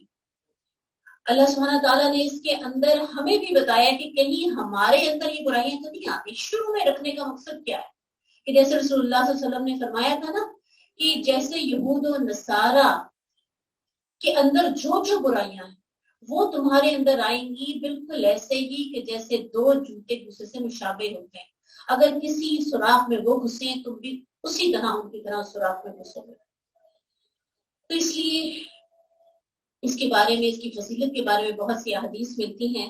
آپ صلی اللہ علیہ وسلم نے فرمایا اپنے گھروں کو مقبرے نہ بناؤ، یقیناً شیطان اس گھر میں داخل نہیں ہوتا جس میں سورہ بقرہ کی تلاوت ہوتی رہے. تو جس گھر کے اندر کوئی پریشانی ہے، کوئی بیماری ہے، جا نہیں رہی، رزق کی کمی ہے، تو اس گھر میں لازمی طور پہ اونچی آواز سے سورہ بقرہ پڑھی جانی چاہیے. اور اگر خدا نہ خواستہ کسی طرح کی کوئی اثرات ہیں، کوئی جنات کا اثر ہے، کوئی جادو کا اثر ہے، تو پھر وہاں پہ سورہ البقرہ بلند آواز سے تلاوت کے ساتھ، جن کو صحیح تجوید کے ساتھ آتی ہے، ان کا پڑھنا ضروری ہے. یہ چیزیں ایسی ہیں کہ جو سیکھنے اور پورے معاشرے میں آج کل تو پھیلانے کی ضرورت ہے. ہر دوسرے سے تیسرے گھر میں ایسی پریشانیاں، رشتے نہیں ہو رہے ہوتے، بندش ہوئی ہوتی ہے. بعض اوقات رزق کا مسئلہ بہت زیادہ ہوتا ہے. کاروبار جتنا بھی کر لیں، طرح طرح کے بدل کے دیکھ لیں، نہیں فرق پڑتا. بچوں کی نوکریاں نہیں ہیں، دو تین بچے بیٹھے ہوئے ایٹ اے ٹائم. ایسے تو شک نہیں پڑتا، لیکن جب آپ دیکھتے ہیں کہ بالکل انہونی سی بات ہے، اس وقت سورہ البقرہ پڑھنے کے لیے یا اونچی آواز میں تلاوت لگانے کے لیے آپ دے دیں تو آپ حیران رہ جائیں گے کہ 2 سے 4 دن میں آپ کو اس کا رزلٹ ملنا شروع ہو جاتا ہے. اللہ نے اتنا اثر رکھا اپنی کتاب کے اندر. اور رسول اللہ صلی اللہ علیہ وسلم نے فرمایا کہ شیطان اس گھر سے بھاگ جاتا ہے. اور اسی طرح مختلف ہمیں اس کے بارے میں احادیث ملتی ہیں. حضرت ابو ہریرہ سے روایت ہے کہ رسول اللہ صلی اللہ علیہ وسلم نے فرمایا کہ جس نے سورہ البقرہ کی 10 آیات تلاوت کی، شیطان اس گھر میں داخل نہ ہوگا. 10 آیات بھی اگر پڑھنی نا، پوری اگر نہیں بھی پڑھ سکتے تو شیطان اس گھر میں داخل نہ ہوگا. اور اس کے بارے میں یہ بھی آتا ہے کہ جو 3 راتیں لگاتار پڑھ لے تو بھی شیطان وہاں داخل نہیں ہوگا. اور اسی طرح آخری جو میں نے رکوع بتایا، 2 آیتیں میں نے بتائی، اس کے ساتھ اگر ایک اور ملا لے، 3 آیتیں جو پڑھ لے تو اس کے لیے رات بھر کے لیے یہ کافی ہو جائے گا. اس کو ہم شروع کرتے ہیں. ذالک الکتاب لا ریب فیہ. جیسے سورہ فاتحہ کا ابتدا جو تھی وہ بہت ہی خوبصورت تھی، سب کی سب تعریف اللہ کے لیے. اور یہاں پر کیسے؟ ذالک الکتاب لا ریب فیہ، کہ یہ جو ہم نے ہدایت مانگی تھی اللہ سے اور اللہ نے اس کے جواب میں پورا قرآن دے دیا، یہ فائدہ نہیں دے گی اگر ہمارے دلوں میں ذرا سا بھی شک ہو. اب اس کے بارے میں 1400 سال ہو چکے اس کتاب کو نازل ہوئے ہوئے. جو بھی قرآن کے اندر پیشن گوئیاں اس دور میں کی گئی تھی وہ من و ان پوری ہوئی. مثال کے طور پہ جیسے کہ قرآن کے اندر آیا کہ ہم نے فرعون کی لاش کو بچا لیا، کیوں؟ تاکہ آنے والوں کے لیے عبرت بنے. تو وہ جو لاش تھی وہ کب ملی ہے؟ پچھلی صدی میں. صحابہ کرام اسی طرح ان آیات کو پڑھتے تھے اور ان کا یقین تھا کہ وہ ملے گی. اور کب ملی؟ پچھلی صدی میں. اور اس کو جب کھولا گیا تو اس کے اوپر باقاعدہ طور پہ اللہ نے نشانی کے لیے نمک کی تہیں تھی. کئی فرعون ہیں جن کی ممیز ملی، لیکن فرق کیا ہے اس فرعون اور اس فرعون کی لاشوں میں؟ کہ اس پہ نمک کی تہ اس سمندر میں ڈوب کے مرا تھا. اور جب بنی اسرائیل نے کہا کہ ہمیں کیسے یقین آئے گا کہ واقعی فرعون مر گیا ہے، تو اللہ سبحانہ تعالیٰ نے اس وقت بھی اس کو نمایاں کر دیا تھا، سب کے سامنے لے آئے تھے. اور اس کے بعد پھر ظاہر ہے آپ جانتے ہیں کہ وہ کس طریقے سے ان کو محفوظ کرتے تھے اپنے بادشاہوں کو. لیکن آج کی صدی میں یہ بات اللہ سبحانہ تعالیٰ نے ہمارے سامنے لا کے رکھ دی ہے. اور اس کے علاوہ کئی پیشن گوئیاں جو قرآن جیسے شق القمر ہوا تھا، رسول اللہ صلی اللہ علیہ وسلم نے اپنی انگلی کے اشارے کے ساتھ چاند کو 2 ٹکڑے کیا. آج چاند کے اوپر ایک پورے کے پورا بالکل سینٹر میں سے ایک ایسا نشان ہے، اتنا بڑا چاند ہے آپ سوچیں. اور آج یہی بات سائنٹسٹ کر رہے ہیں کہ ایسے لگتا ہے کہ جیسے چاند کے کبھی 2 ٹکڑے ہوئے تھے. تصویریں تھیں، آپ یقین کریں میرے پاس پڑی ہوئی کہ باقاعدہ طور پہ پورے چاند کے اوپر لائن کھینچی ہوئی. اسی طرح جب ایرانی رسول اللہ صلی اللہ علیہ وسلم ابھی مکہ میں تھے، مسلمان بڑی تکلیف میں ہیں، اذیتیں دی جا رہی ہیں، اس وقت وہ خبر دی گئی کہ ایرانی جو ہے وہ غالب آ گئے ہیں، ان کو فتح مل گئی ہے روم پر. تو اس دور میں قرآن کے اندر اللہ سبحانہ تعالیٰ نے کیا کہا؟ غلبت الروم، غالب آ گئے کون؟ روم. اور ساتھ میں رسول اللہ صلی اللہ علیہ وسلم نے ابوبکر صدیق نے پوچھا ان سے اس کا کیا مطلب ہے؟ بضع سنین کا لفظ بھی آئے، اس کا کیا مطلب ہے؟ تو بتایا گیا کہ 3 سے 9 سال کے درمیان، 10 سے کم. ابوبکر صدیق نے ایسا یقین اور ایمان تھا کہ قسم کھا لی مشرکین کے ساتھ کہ 100 اونٹ دو گے اگر ایسا نہ ہوا 9 سال کے اندر اندر غالب آ جائے گا روم. اور ویسا ہی ہوا. جس روز مسلمان خوشیاں منا رہے تھے بدر کے میدان میں سب سے پہلی فتح، عظیم فتح، اس روز ہی رسول اللہ صلی اللہ علیہ وسلم کو اس میدان میں یہ خوشخبری سنائی گئی کہ آج روم غالب آ گیا. کیوں؟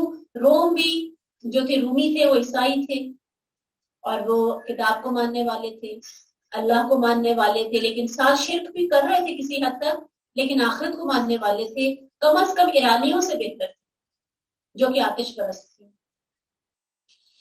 تو اس لیے قرآن کے اندر ہم جو بھی پڑھیں گے، جیسا کہ کہا گیا ہر چیز کی ابتدا پانی سے ہوئی. آج سائنس پروف کر رہی ہر چیز کی ابتدا پانی کے ساتھ ہوئی. آج بچہ جس طرح فزکس کے اندر ہوتا ہے، جو اس کی منازل ہیں وہ ساری کی ساری قرآن نے جس طرح کھول کے بیان کی، من و ان ایسا ہی ہو رہا ہے. کلو فلک یسبحون قرآن میں آیا، تمام کے تمام فلک، سورج، چاند، ستارے، زمین ہمیں کہیں سے بھی نہیں لگتی، لیکن قرآن نے اتنے 100 سال پہلے کہہ دیا کہ زمین بھی تیر رہی ہے. آج پچھلی صدی میں 20ویں صدی میں بات پروف ہوئی ہے کہ زمین بھی تیر رہی ہے، سب تیر رہے ہیں. سبحان اللہ. یہی بات ہے کہ ایک آیت پڑھ کے آج لوگ مسلمان ہو رہے، کیونکہ سائنسی لحاظ سے جب وہ قرآن کو سمجھتے ہیں تو وہ حیران رہ جاتے ہیں کہ اتنے 100 سال پہلے کیسے کہہ دیا گیا. تو ذالک الکتاب لا ریب فیہ. اچھا، اس کی چھوٹی سی ایک مثال کہ سپر کمپیوٹر ایک ہے، یعنی اس سے زیادہ فاسٹ کمپیوٹر اور کوئی نہیں. سورہ کوثر جو سب سے چھوٹی سورت ہے قرآن کی، 3 آیتوں کی سورت ہے، جب اس کے اوپر غور و فکر کیا گیا تو سپر کمپیوٹر بھی وہ جو اللہ سبحانہ تعالیٰ نے جس انداز سے نازل کیے وہ اس کو کیلکولیٹ نہیں کر سکتا، اس کو بتا نہیں سکتا. سورہ کوثر کے اندر کل حروف کتنے ہیں؟ 10. پہلی آیت کے بھی 10 حرف، دوسری کے بھی 10، تیسری کے بھی 10. دیکھیں آپ اللہ سبحانہ تعالیٰ کا نازل کرنے کا انداز. دنیا کی کوئی ایسی کتاب ہے کہ جس میں حرف بھی کیلکولیٹڈ ہوں اور اتنی جامع بات کی گئی؟ اور پھر جو حروف ایک دفعہ آئے سورت میں ان کی تعداد بھی 10 ہے، اور جو سب سے زیادہ تکرار کے ساتھ لفظ آیا سورہ کوثر میں وہ الف ہے، اور وہ کتنی دفعہ آیا؟ وہ 10 دفعہ ہے. اور تمام آیات کے اختتام را پر ہو رہا ہے، اور ان کی تعداد بھی کتنی ہے؟ یہ 10واں حرف ہے حروف تہجی کا. 10 دفعہ نہیں آیا لیکن حروف تہجی کا ہی 10واں حرف ہے.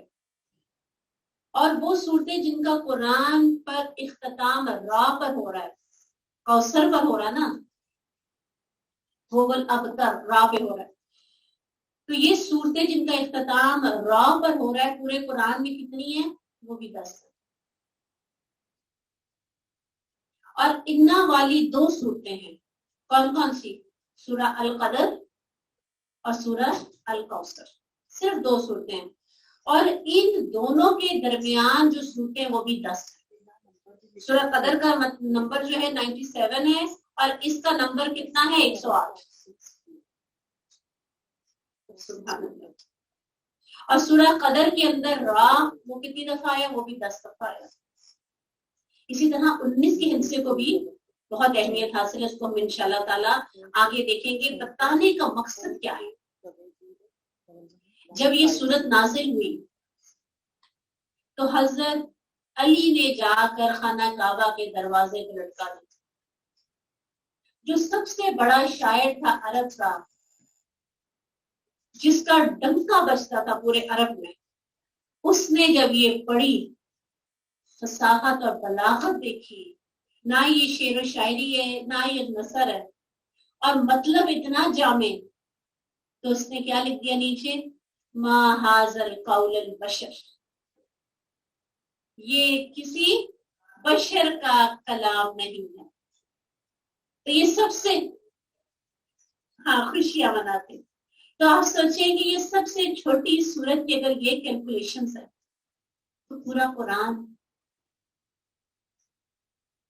تو سوچ سمجھ کے آگے بڑھیے گا کہ یہ کوئی عام کتاب آپ پڑھنے نہیں جا رہے، کس کی طرف سے نازل کرتا ہے، جو سب سے عظیم ہستی ہے اور اس کا احسان ہے. اگر یہ قرآن، اللہ تعالیٰ قرآن میں کہتا ہے اگر میں پہاڑوں پہ نازل کرتا تو وہ بھی میرے خوف سے دھک جاتے، وہ بھی پھٹ جاتے، ریزہ ریزہ ہو جاتے، اور کتنی آسانی کے ساتھ اتنی بڑی بڑی اتنی سخت آیات پڑھ کے آگے نکل جاتے ہیں، اور ہمارے دل نرم ہی نہیں پڑتے، ہم بدلتے ہی نہیں. کئی رمضان ہماری زندگیوں میں آتے ہیں اور گزر جاتے ہیں، ہم ویسے بلکہ وقت کے ساتھ ساتھ اور سخت ہوتے جاتے ہیں. تو پھر یاد رکھیں ذالک الکتاب لا ریب فیہ، یہ وہ کتاب ہے جس میں کوئی شک کی گنجائش نہیں، کوئی کمی نہیں، کوئی غلطی نہیں، کوئی ایسا حکم نہیں جس کی کمی رہ گئی ہو. یہ سب سے زیادہ حکیم کی طرف سے نازل ہوئی ہے. اور کس کو ہدایت ملے گی؟ ہدی للمتقین. ہم نے کیا کرنا، اپنے آپ کو کیا بنانے کی کوشش کرنی ہے؟ متقی. سب سے بڑا جو کام ہے نا جو قرآن کرتا ہے غیر محسوس طریقے سے، وہ کیا ہے کہ انسان کے اندر تقوی آ جاتا ہے، اللہ کا ڈر آ جاتا ہے، اللہ کا خوف شدید انتہا، اور اللہ کی محبت بھی انتہا. کوئی بھی کام کرنے سے پہلے انسان کئی دفعہ سوچتا ہے میری یہ بات، یہ چھوٹی سی معمولی سی بات جس کو انسان پہلے بودر ہی نہیں کرتا، پہلے ہم کر کے کہتے تھے کہ لو میرا اتنا تو رائٹ بنتا ہی تھا نا. لیکن یہ قرآن اس طریقے سے انسان کی تربیت کرتا ہے کہ ایک چھوٹی سی اگر کہیں ہم سے غلطی ہو گئی، کسی کو کوئی بات کہہ دی تو انسان گلٹی فیل کرنے لگتا ہے، اور جا کے معافی مانگنا اس کے لیے کوئی مشکل نہیں رہتا. کیوں؟ کہ وہ متقی بن جاتا. تو یہ کس کو ہدایت دے گی؟ یہ متقین کو ہدایت دے گی.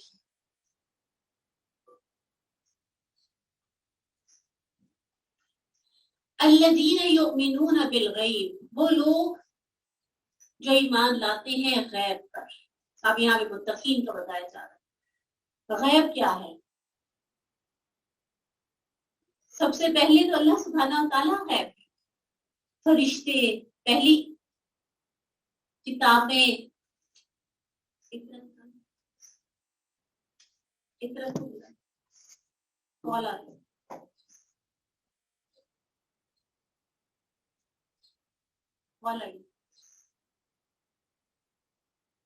مجھے نہیں پتا. اللہ سبحانہ تعالیٰ، فرشتے، اسی طرح آپ جانتے ہیں کہ جنت دوزخ، ہم نے کچھ بھی ایسا نہیں دیکھا. تو ان پر ہم ایمان لائیں گے، اور ساتھ کیا کرنا ہے؟ وَيُقِيمُونَ الصَّلَاةَ. ایمان لانے کے بعد سب سے پہلا جو کام کرنا ہے، عملی ثبوت دینا ہے کہ ہاں میں ایمان لے آئی ہوں. وہ کیسے ہوگا؟ وہ نماز کے ساتھ. اس کے بغیر سوائے صرف قولی اگر ہم اقرار کر رہے ہیں نا تو وہ بخشش نہیں ہوگی. یقیمون الصلاۃ. جب حضرت عمر بن خطاب کا دور آیا تو گورنر کو لکھ کر بھیجا خاص طور پہ کہ تمہاری سب سے اہم ذمہ داری نماز کا قیام ہے. جس نے نماز قائم کی اس نے اپنا دین بچا لیا، جس نے اپنی نماز کو ضائع کیا اس نے اپنا دین ضائع کر. تو یہاں پہ بھی بالکل آپ دیکھیں شروع میں اللہ سبحانہ تعالیٰ نے جب عمل کی بات آئی تو ایمان کے بعد دوسری چیز کیا آ گئی؟ نماز. وَمِمَّا رَزَقْنَاهُمْ يُنْفِقُونَ، اور اس میں سے جو ہم نے ان کو رزق دیا ہے اس میں سے وہ خرچ کرتے ہیں. یعنی جو بھی دیا اس میں مال بھی ہے. ابھی جس طرح آپ یہاں پہ ٹائم لگا رہے ہیں، اپنا وقت لگا رہے ہیں، تو آپ وہ بھی خرچ کر رہے ہیں اللہ کی راہ میں، اپنی صلاحیتیں خرچ کر رہے ہیں، اپنی زبان سے کسی کو بتا رہے ہیں. تو جو نعمتیں اللہ سبحانہ تعالیٰ نے ہمیں عطا کی ہیں وہ اپنے رب کے راستے میں خرچ کرتے ہیں. والذین یؤمنون بما انزل الیک، اور جو اس پر ایمان لاتے ہیں جو تیری طرف نازل کیا گیا، وما انزل من قبلک، جو آپ سے پہلے نازل کیا گیا، وبالآخرۃ هم یوقنون، اور آخرت پر وہی یقین رکھتے ہیں. اولئک علی ہدی من ربہم، یہی لوگ ہیں جو اپنے رب کی ہدایت پر ہیں. وَأُولَئِكَ هُمُ الْمُفْلِحُونَ، اور یہی لوگ پوری طرح کامیاب ہیں. اولئک هم المفلحون، سبحان اللہ، فلاح پہلی دفعہ یہاں پہ آتا ہے.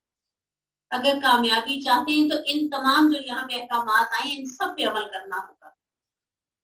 بے شک جن لوگوں نے کفر کیا ان پر برابر ہے، خواہ تو انہیں ڈرائے یا نہ ڈرائے، ایمان نہیں لائیں گے. ختم اللہ علی قلوبہم وعلی سمعہم، اللہ نے ان کے دلوں پر، ان کے کانوں پر مہر لگا دی ہے، ان کی نگاہوں پر بھاری پتھر ہے، اور ان کے لیے بہت بڑا عذاب ہے. لوگوں میں سے کچھ وہ ہیں جو کہتے ہیں ہم اللہ پر اور آخرت کے دن پر ایمان لائے، حالانکہ وہ ہرگز مومن نہیں. اللہ سے دھوکہ بازی کرتے ہیں ان لوگوں سے جو ایمان لائے ہیں، حالانکہ وہ اپنی جانوں کے سوا کسی کو دھوکہ نہیں دے رہے، وہ شعور نہیں رکھتے.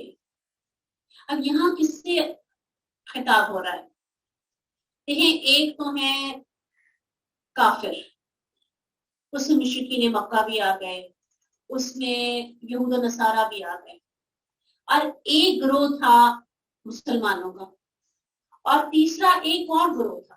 وہ کیا تھا؟ وہ تھا منافقوں کا. اللہ سبحانہ تعالیٰ ان کے بارے میں یہاں پر بتا رہا. بظاہر کلمہ پڑھ لیا، بظاہر مسلمانوں کے ساتھ شامل ہو گئے، لیکن دین پہ چلنا مشکل لگتا ہے. اللہ کے احکامات جو آسان لگتے ہیں وہ کر لیے، اور جو مشکل لگتے ہیں اس کو چھوڑ دیے. اللہ تعالیٰ کہتے ہیں جب ایسے ہوگا نا، ہدایت پا کر اگر نہیں آئیں گے اللہ کی طرف، تو پھر اللہ مہر لگا دیتا ہے.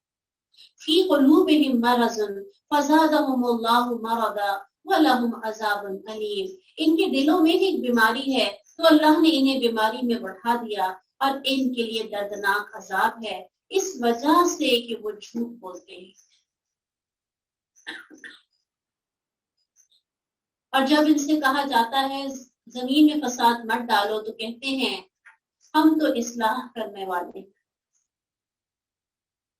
الا انہم هم المفسدون ولکن لا یشعرون، سن لو یقیناً وہی تو فساد ڈالنے والے ہیں لیکن وہ نہیں سمجھتے. تو ایسا نہیں لگ رہا کہ اللہ سبحانہ تعالیٰ ہم مسلمانوں سے پہلے مخاطب. ہم آپ سوچیں کہ صحابہ کرام کہتے ہیں کہ ہم نہیں جانتے کہ کبھی ایسا ہو سکتا تھا کہ کوئی شخص مسلمان ہو اور نماز ادا نہ کرے. آج ہم دیکھ لیں کہ ہم لوگ کتنے ہیں کہ جو نماز پڑھنے والے ہیں. کیسے ہم اپنے آپ کو مسلمان کہہ سکتے ہیں؟ ہم دوسروں پہ الزام تو نہیں لگا سکتے، لیکن اللہ سبحانہ تعالیٰ سب سے پہلے جو خطاب شروع کیا ہے نا، وہ کس سے شروع کیا ہے؟ وہ مسلمانوں سے شروع کیا، کہ مسلمانوں کے اندر ہی ہیں ایسے لوگ کہ اللہ کے احکامات پر خوشی سے عمل کرنے والے نہیں. جب ان سے کہا جاتا ہے ایمان لاؤ، جس طرح لوگ ایمان لائے تو کہتے ہیں ہم ایمان لائیں، اس طرح جیسے بے وقوف ایمان لائے. سن لو بے شک وہ خود ہی بے وقوف ہیں لیکن وہ نہیں جانتے. اور جب وہ ان لوگوں سے ملتے ہیں جو ایمان لائے تو کہتے ہیں ہم ایمان لائے، اور جب اپنے شیطانوں کی طرف اکیلے ہوتے ہیں تو کہتے ہیں بے شک ہم تمہارے ساتھ ہیں. हम तो सिर्फ मजाक उड़ाने वाले हैं। अल्लाह यस्तहज़िउ बिहिम, अल्लाह इनका मजाक उड़ाता है, इन्हें ढील दे रहा है, अपनी सरकशी में हैरान फिरते हैं। यही लोग हैं जिन्होंने हदायत के बदले गुमराही खरीद ली, तो ना इनकी तिजारत ने नफा दिया और ना वो हदायत पाने वाले हैं।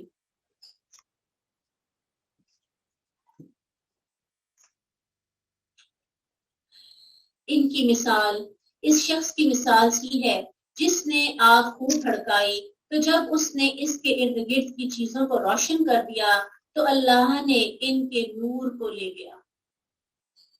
अब क्या है कि जब ईमान ले आए, हर चीज रोशन हो गई, और फिर निफाक में मुब्तला हो गए तो क्या हुआ, मुख्तलिफ तरह की शुकूक व शुबहात में जब डल गए तो फिर वो कुफर की तरफ चले गए। तो असल बात क्या है, अपनी नीयत में इखलास पैदा करना। अगर अल्लाह के अहकामात पे कहीं अमल नहीं भी हो रहा तो अपना दिल खोल के अपने रब के आगे रखें, खुद भी दुआ करें, अपने प्यारों को भी कहें मेरे लिए दुआ करें। अगर किसी अल्लाह के हुक्म पे अमल नहीं कर पा रहे, अल्लाह की मदद आती है, अल्लाह की रहमत आती है। तो जब क्या हुआ, रोशनी हुई, ईमान मिल गया, हर चीज रोशन हो गई, अल्लाह ने फिर उनका नूर ले लिया, इन्हें कई तरह के अंधेरों में छोड़ दिया कि वो नहीं देखते।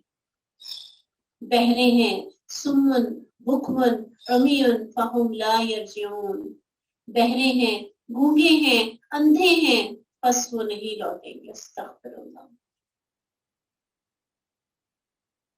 अल्लाह सुब्हानहू व तआला आज मुसलमानों पर रहम करे। कितने कम हैं हम लोग जो जुबान से तो हम इस्लाम ले आते हैं लेकिन अमल से हम लोग नहीं ला रहे। औ कसय्यिब मिनस समाई फीही ज़ुलुमातुन व रअदुन व बर्क़, ये जैसे आसमान से उतरने वाली बारिश जिसमें कई अंधेरे हैं, यानी जब बारिश होती है तो क्या होता है, अंधेरे होते हैं और फिर गर्ज चमक, थोड़ी सी रोशनी होती है, साथ में आवाज भी होती है। तो जो अंधेरे वो क्या है, वो तकलीफें। जो सहाबा कराम थे उनका तो ईमान और बढ़ता था। आप जानते हैं कि सहाबी रसूलुल्लाह सल्लल्लाहु अलैहि वसल्लम के पास आए, खजूरें खा रहे हैं कि या रसूलुल्लाह सल्लल्लाहु अलैहि वसल्लम, अगर मैं मारा जाऊं तो मुझे क्या मिलेगा? कहा जन्नत। उमैर बिन हमाइल उनका नाम था, वही खजूरें फेंकी, कहा कि फिर मैं जन्नत में जाके खाऊंगा। मोमिनों के तो ईमान ऐसे मौकों पे और बढ़ जाते हैं, जिनके दिलों में कमी होती है, कमजोरी होती है, बस वो पलट जाते हैं, वो फौरन लौट जाते हैं। तो जब भी दीन के रास्ते में कोई अंधेरा आया, कोई मुश्किल आई, कोई जंग आ गई, कोई हिजरत करनी पड़ गई, और जो चमक है वो क्या है, कामयाबियां। और कड़कने वाली बिजलियों की वजह से मौत के डर से अपनी उंगलियां अपने कानों में डाल लेते हैं।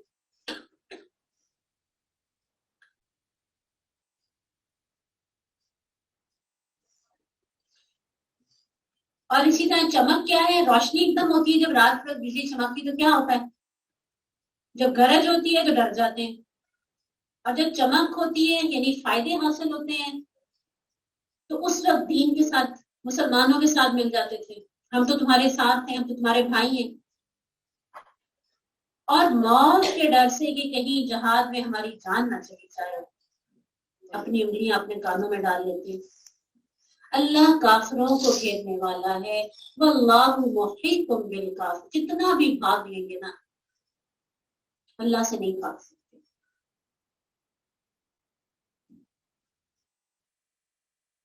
करीब है कि बिजली इनकी निगाहें उचक कर ले जाए। जब कभी वो इनके लिए रोशनी करती है तो इसमें चल पड़ते हैं, और जब इन पर अंधेरा कर देती है तो खड़े हो जाते हैं। और अगर अल्लाह चाहता तो जरूर इनकी समात और इनकी निगाहें ले जाता। बेशक अल्लाह हर चीज पर पूरी तरह कादिर है। यानी वो अल्लाह की निशानियां देखते भी हैं, समझते भी हैं, सुनते भी हैं, उसके बावजूद जब अमल नहीं करते तो अल्लाह सुब्हानहू व तआला कहते हैं میرے لیے کچھ بھی مشکل نہیں کہ میں ان کی جو نعمتیں دیکھنے کی سننے کی لے جاؤں، دوبارہ نہ ملے ان کو۔ ایک دفعہ یہ غلط کریں، آپ دیکھیں نا دنیا میں کوئی ایک دفعہ دھوکہ دیتا ہے، 2 دفعہ دیتا ہے، 3 دفعہ، ہم کہتے ہیں نہیں بس آپ نہیں۔ اللہ سبحانہ تعالیٰ ان کی غلطیاں اتنی کر رہے ہیں، اس کے باوجود معاف کیے جا رہے ہیں، کیے جا رہے ہیں۔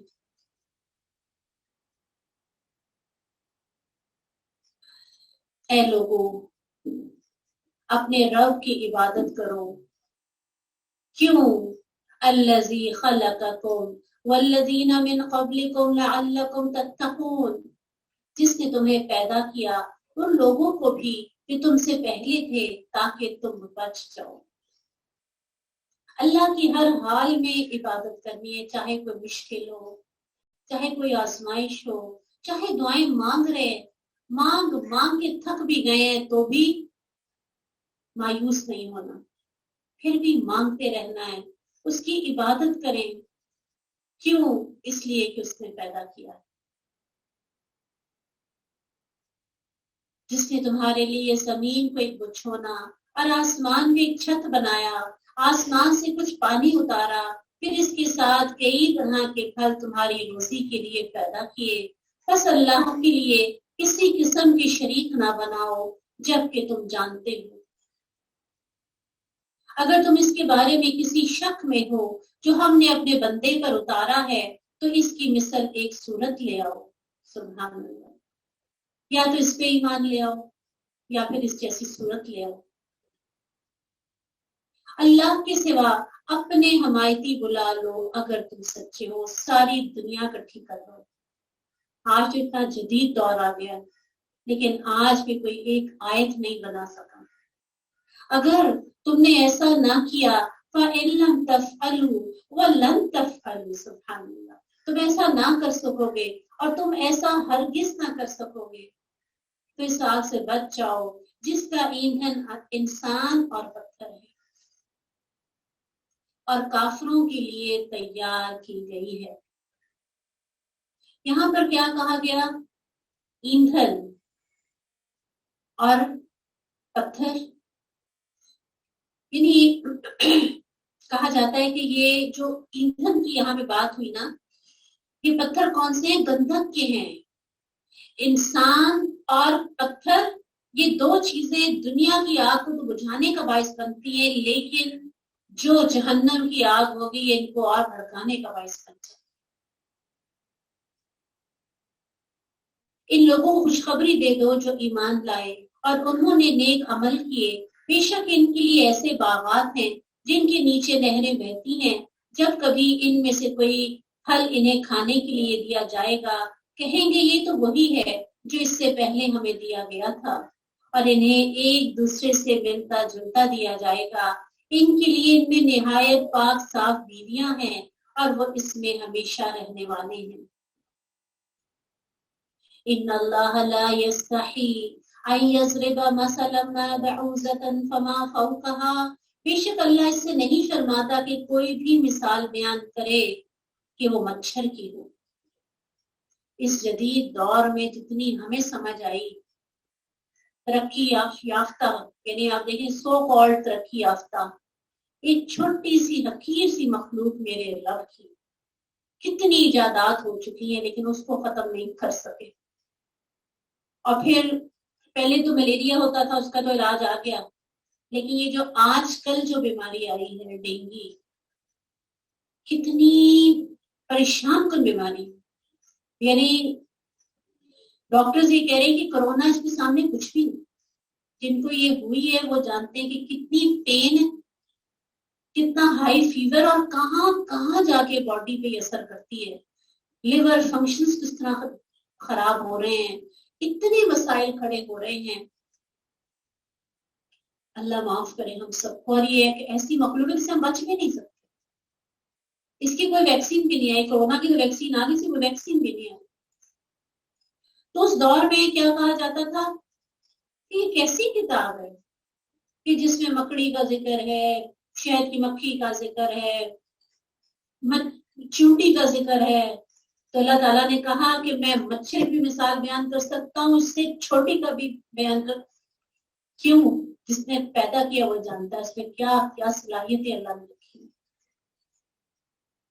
दुनिया में आप मुझे बताएं कि जो जहाज बनाए जाते हैं, हेलीकॉप्टर्स बनाए जाते हैं, कोई है किसी की फ्लाइट ऐसी होती है कि किस तरीके से उड़ता है, कैसे हम मारने की कोशिश करते हैं, वो हाथ इतना बड़ा, कई गुना बड़ा हाथ है जिसके अंदर से यूं निकल जाता है, कितनी उसकी स्पीड है, कितनी तेजी से वो अपने पर हिलाता है।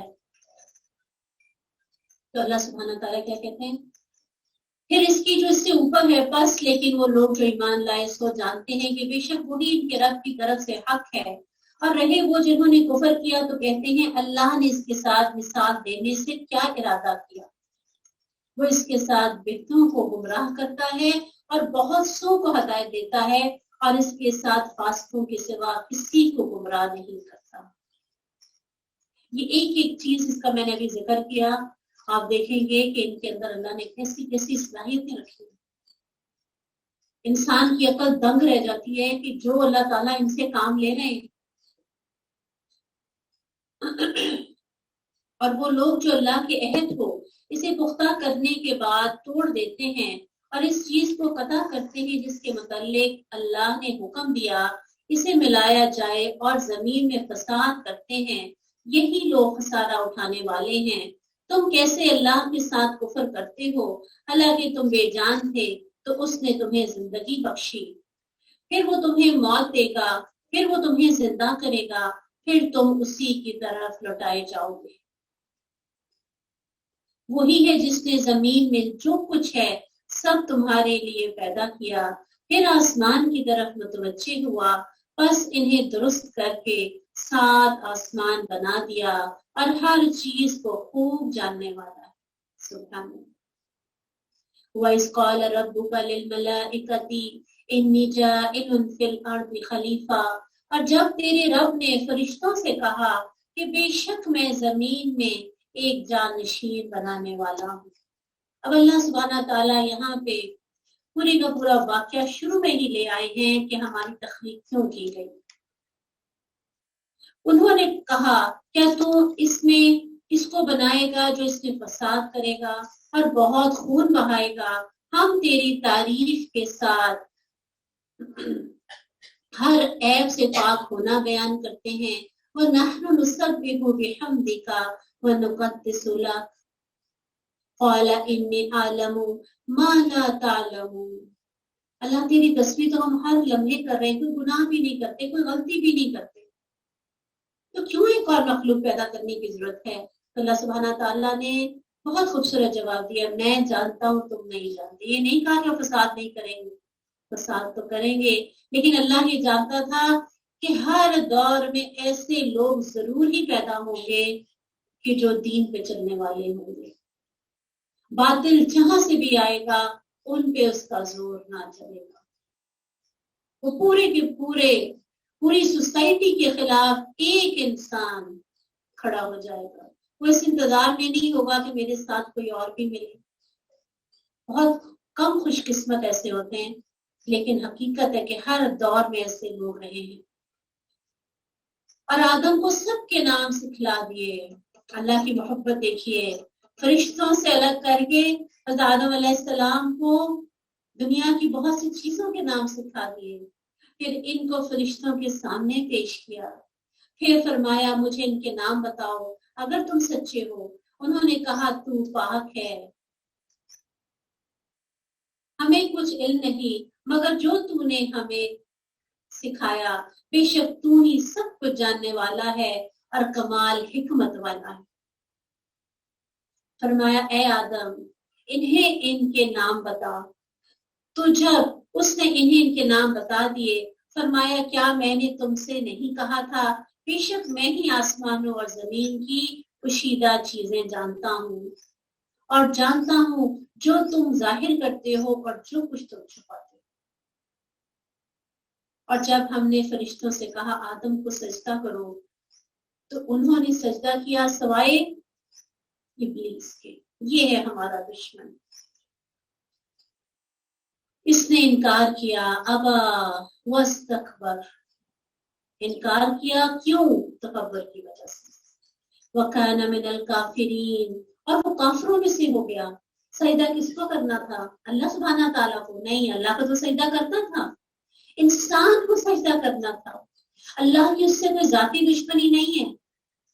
हमें इंसान को, आदम अलैहिस्सलाम को सजदा नहीं किया, इस वजह से अल्लाह ताला उससे नाराज हो गए।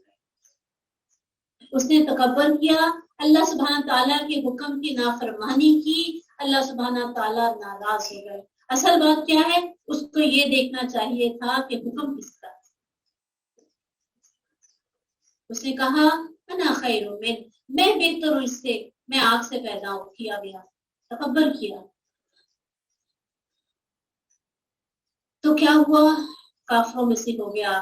वकुल्ना या आदम उस्कुन अंता व ज़ौजुकल जन्ना, और हमने कहा है आदम तुम और तेरी बीवी जन्नत में रहो।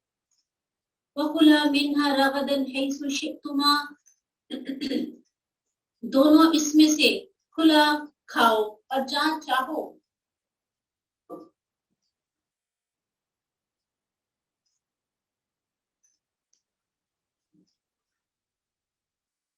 और जहां चाहो फिरो, और तुम दोनों इस तरह के करीब न जाना, वरना तुम दोनों जालिमों में से हो जाएंगे। बड़ी हिकमत है इस वाक्य को बयान करने के लिए। जैसे पूरी जन्नत के अंदर सिर्फ एक दरख्त था जिसे रोका गया था कि इसके करीब ना जाए। बिल्कुल यही मामला हमारे साथ भी है कि पूरी दुनिया के अंदर हर चीज हमारे लिए हलाल कर दी गई सवाए चंद एक के। तमाम मशरूब हलाल हैं, चंद एक हैं जो नहीं पीने। तमाम गोश्त जो पाकीज़ा हैं, जो लजीज हैं, वो सब हमें अता किए गए। तमाम फल सब्जियां, कौन सी चीजें नहीं खाएंगे जो जहरीली होंगी, जो हमारे नुकसानदेह होंगी। तो हर चीज, हर नेमत अल्लाह सुब्हाना ताला ने हमें अता फरमाई, सिर्फ चंद एक से रोका है। और इंसान इतना बदकिस्मत है कि उन्हीं चीजों की तरफ जाता है।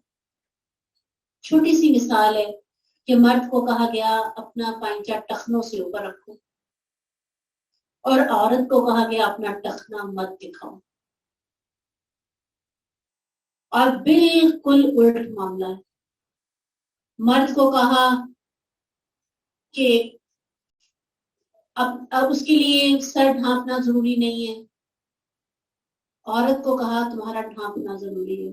मर्द ने तो 3 पीस सूट पहन लिए, और औरत ने जितना वो अपने आप को नंगा कर सकती थी कर लिया। आप देखिए कि हम अलल ऐलान अल्लाह की आंखों में आंखें डाल के कहते हैं कि देखो मैं अपनी मर्जी कर लो जो करना है। क्या फर्क है हम में और पहली कौमों में? आगे आप देखेंगे हट धर्मियों की इंतहा हो चुकी है। अगर हमारा रब रहमान और रहीम ना होता ना, यकीन करें कब की क़यामत कायम हो चुकी होती। कोई वजह नहीं है कि आज तक ये दुनिया कायम। तो बिल्कुल ऐसे ही एक दरख्त का फल ना खाएं और सोचें वो जन्नत क्या खूबसूरत होगी, और किस तरीके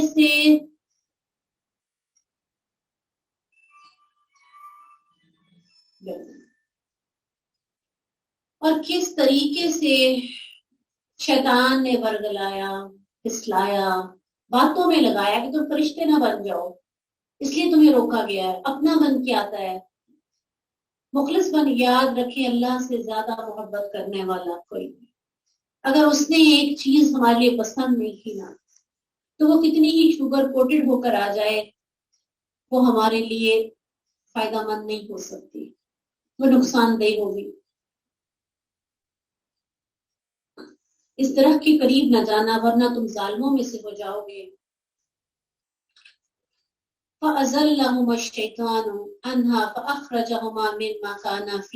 तो शैतान ने इन दोनों को इससे फुसला दिया, फिर इन्हें इससे निकाल दिया जिसमें वो दोनों थे।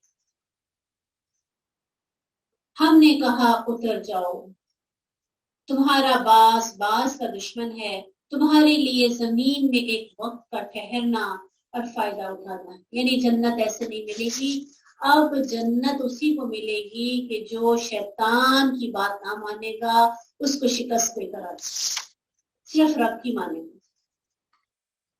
फिर आदम ने अपने रब से चंद कलिमात सीखे।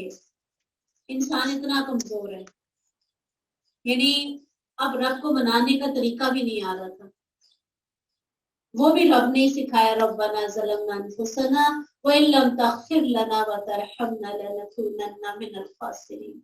वो तो निकलवा के चला गया शैतान, एक साइड पे हो गया। अब किसने सिखाए अल्फाज भी? मेरे रब्बे करीम ने। यकीनन वही है जो बहुत तौबा कबूल करने वाला और निहायत रहम करने वाला है। कुल नहबितु मिन्हा जमीअन, हमने कहा सब के सब इससे उतर जाओ।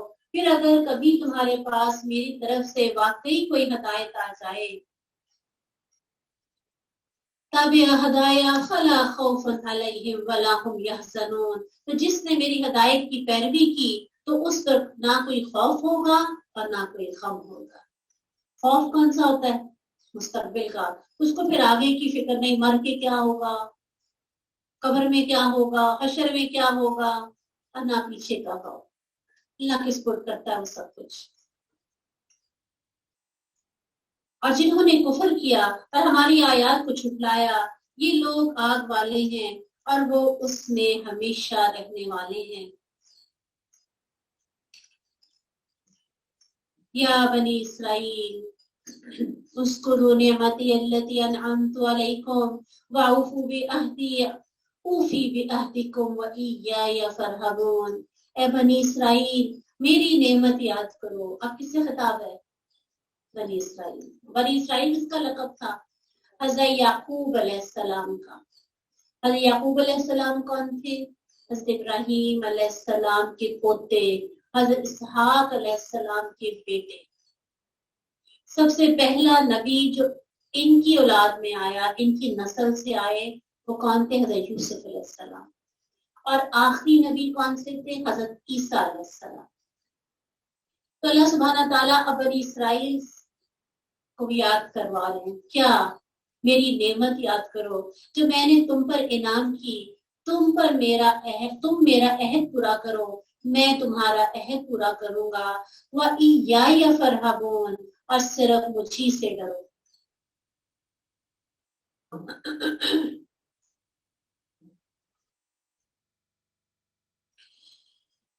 और इस पर ईमान लाओ जो मैंने उतारा है, और इसकी तस्दीक करने वाला है जो तुम्हारे पास है।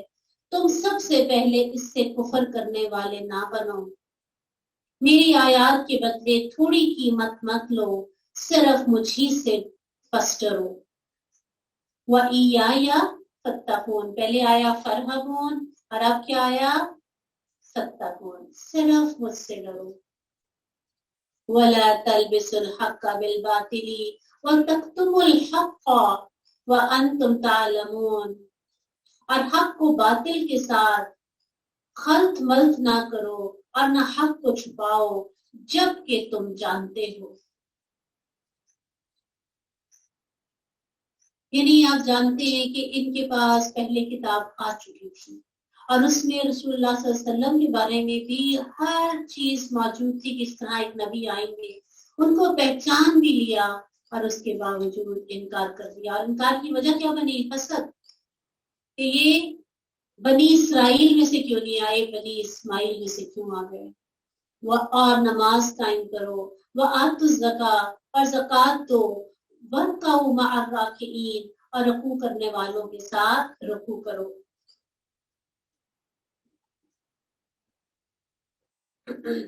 अतअमुरून अन्नास बिलबिर्रि व तंसौना अनफुसकुम व अंतुम ततलूनल किताब अफला ताक़िलून। क्या तुम लोगों को नेकी का हुक्म देते हो और अपने आप को भूल जाते हो, हालांकि तुम किताब पढ़ते हो, तो क्या तुम नहीं समझते?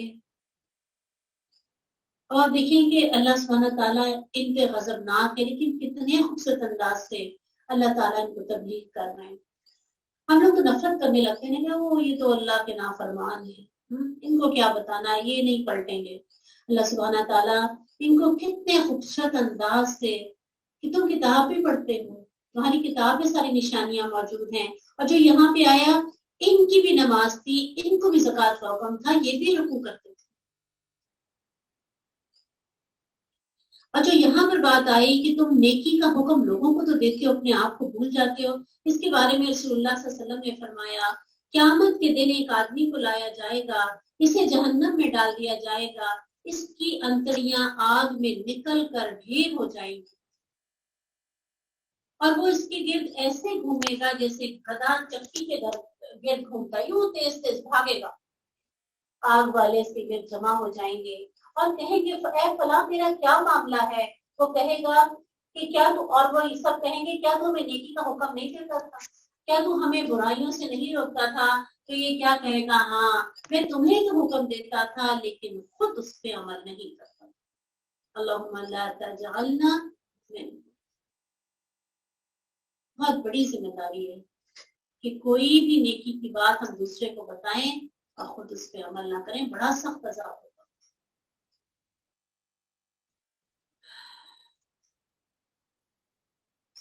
وَاسْتَعِينُوا بِالصَّبْرِ وَالصَّلَاةِ، اور مدد مانگو کس طرح؟ صبر کے ساتھ اور نماز کے ساتھ۔ سبحان اللہ، جب بھی کوئی مشکل پیش آتی رسول اللہ صلی اللہ علیہ وسلم کو تو کیا کہتے؟ یا اہل یا اہنا بلال، اے بلال ہمیں سکون پہنچاؤ، یعنی کیا کرو، اذان دو اور ہم نماز پڑھیں۔ دوڑتے تھے رسول اللہ صلی اللہ علیہ وسلم۔ تو یہی طریقہ ہمارا، کوئی پریشانی آ جائے، کوئی بچہ لیٹ ہو گیا، گھر نہیں آیا، تو کیا کریں؟ وضو کریں، اللہ کے آگے جھک جائیں، کوئی غم، کوئی پریشانی، کوئی آزمائش، سجدوں میں اضافہ کرنے۔ اللہ سبحانہ تعالیٰ نے بڑے خوبصورت انداز سے بتایا، بلا شبہ یقینا وہ بہت بڑی ہے، انہا لکبیرۃ الا علی الخاشعین الذین یظنون انہم ملاقو ربہم وانہم الیہ راجعون، یہ بہت بڑی ہے لیکن ان عاجزی کرنے والوں پر نہیں، جو یقین رکھتے ہیں بے شک وہ اپنے رب سے ملنے والے ہیں۔ 5 وقت نماز کی عادت ڈالنی مشکل کام ہے، کوئی آسان بات نہیں، مختلف اوقات میں اللہ سبحانہ تعالیٰ نے ذمہ داری ڈالی ہے، لیکن کس کے لیے بھاری نہیں؟ جو اپنے رب سے ملاقات کا یقین ہے، ان کے لیے پھر بڑی خوشی بات ہے پھر نماز کی طرف، کیوں کہ یہ بھی ایک ملاقات ہے اور اس ملاقات کی تیاری ہے، جس کی یہ ملاقات اچھی ہوئی اس کی وہ ملاقات اچھی ہوگی، جس کا یہ قیام لمبا ہوا اچھا ہوا اس کو وہ قیام خوبصورت ہو جائے۔ فطرت کو بنا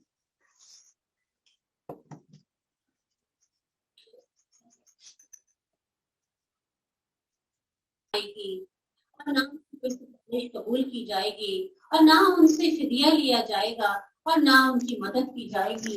جب ہم نے تمہیں فرعون کی قوم سے نجات دی تو تمہیں برا عذاب دیتے تھے، تمہارے بیٹوں کو بری طرح سے کام کرتے اور تمہاری عورتوں کو زندہ چھوڑ دیتے تھے، اس میں تمہارے رب کی طرف سے بڑی آزمائش تھی۔ اب آپ جانتے ہیں اس واقعے کے بارے میں کہ جو فرعون ذبح کیا کرتا تھا وہ کیوں کیا کرتا تھا، اس کے بارے میں جو خواب کی بات کی جاتی ہے اس کے بارے میں ہمیں کوئی حدیث کے بارے میں ڈیٹیل نہیں ملتی۔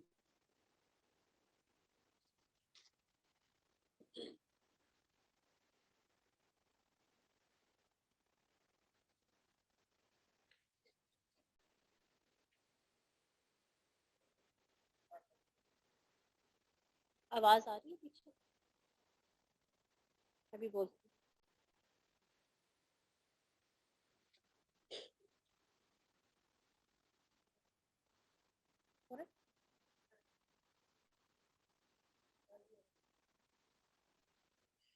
جی، اس کے بارے میں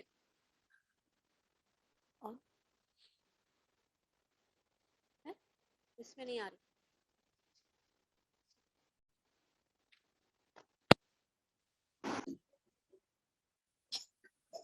اسرائیلی روایات ہیں کہ جس میں کہا جاتا ہے کہ خواب آیا تھا فرعون کا، اس کے بارے میں ہمیں کوئی واضح دلیل نہیں ملتی، لیکن یہ ہے کہ اس کے درباریوں نے اس سے کہا تھا کہ جیسا کہ رب نے وعدہ کیا ہے کہ اس نسل میں بہت سے انبیاء کو بھیجے گا اور بہت سے بادشاہ پیدا کرے گا، اور ہم جانتے ہیں کہ حضرت داؤد علیہ السلام آئے، حضرت سلیمان علیہ السلام آئے، حضرت یوسف علیہ السلام آئے تو ان کو پھر قتل کرنا چاہیے ورنہ تمہاری بادشاہت چھین لیں گے.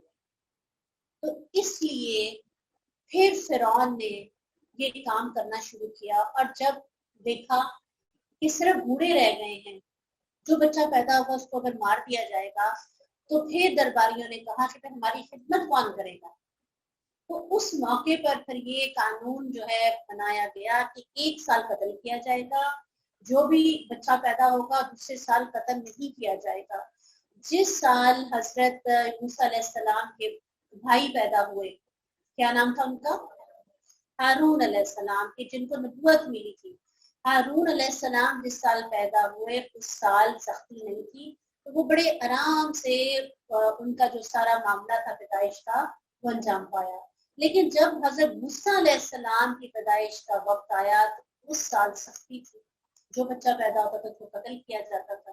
اور اللہ سبحانہ تعالیٰ نے خفیہ ایک وحی کی ام موسیٰ کی طرف. بڑا مشکل تھا دودھ پیتے بچے کو اس طرح ایک پنگوڑے کے اندر رکھ کر ایک پانی کی نہر کے اوپر بہا دینا, کہ جب اتنا خطرہ ہو ہر طرف تو اللہ سبحانہ تعالیٰ کے حکم سے اللہ کا حکم آنا, تو اللہ سبحانہ تعالیٰ نے ان کی آنکھیں ٹھنڈی کی اور اللہ سبحانہ تعالیٰ اس بچے کو واپس ان کی طرف لے آئے اور وہ اس بچے کی دایا بن گئی, دودھ پلانے والی بن گئی. تو اللہ سبحانہ تعالیٰ اسی بات کی طرف اشارہ کر رہے ہیں کہ کتنا بڑا تم پر عذاب تھا کہ تمہارے بیٹے پیدا ہوتے تھے ان کو قتل کر دیا جاتا تھا, صرف بچیاں رہ گئی تھیں یا بوڑھے رہ گئے تھے, تمہاری عورتوں کو زندہ چھوڑتے تھے. اس میں تمہارے رب کی طرف سے بہت بڑی آزمائش تھی.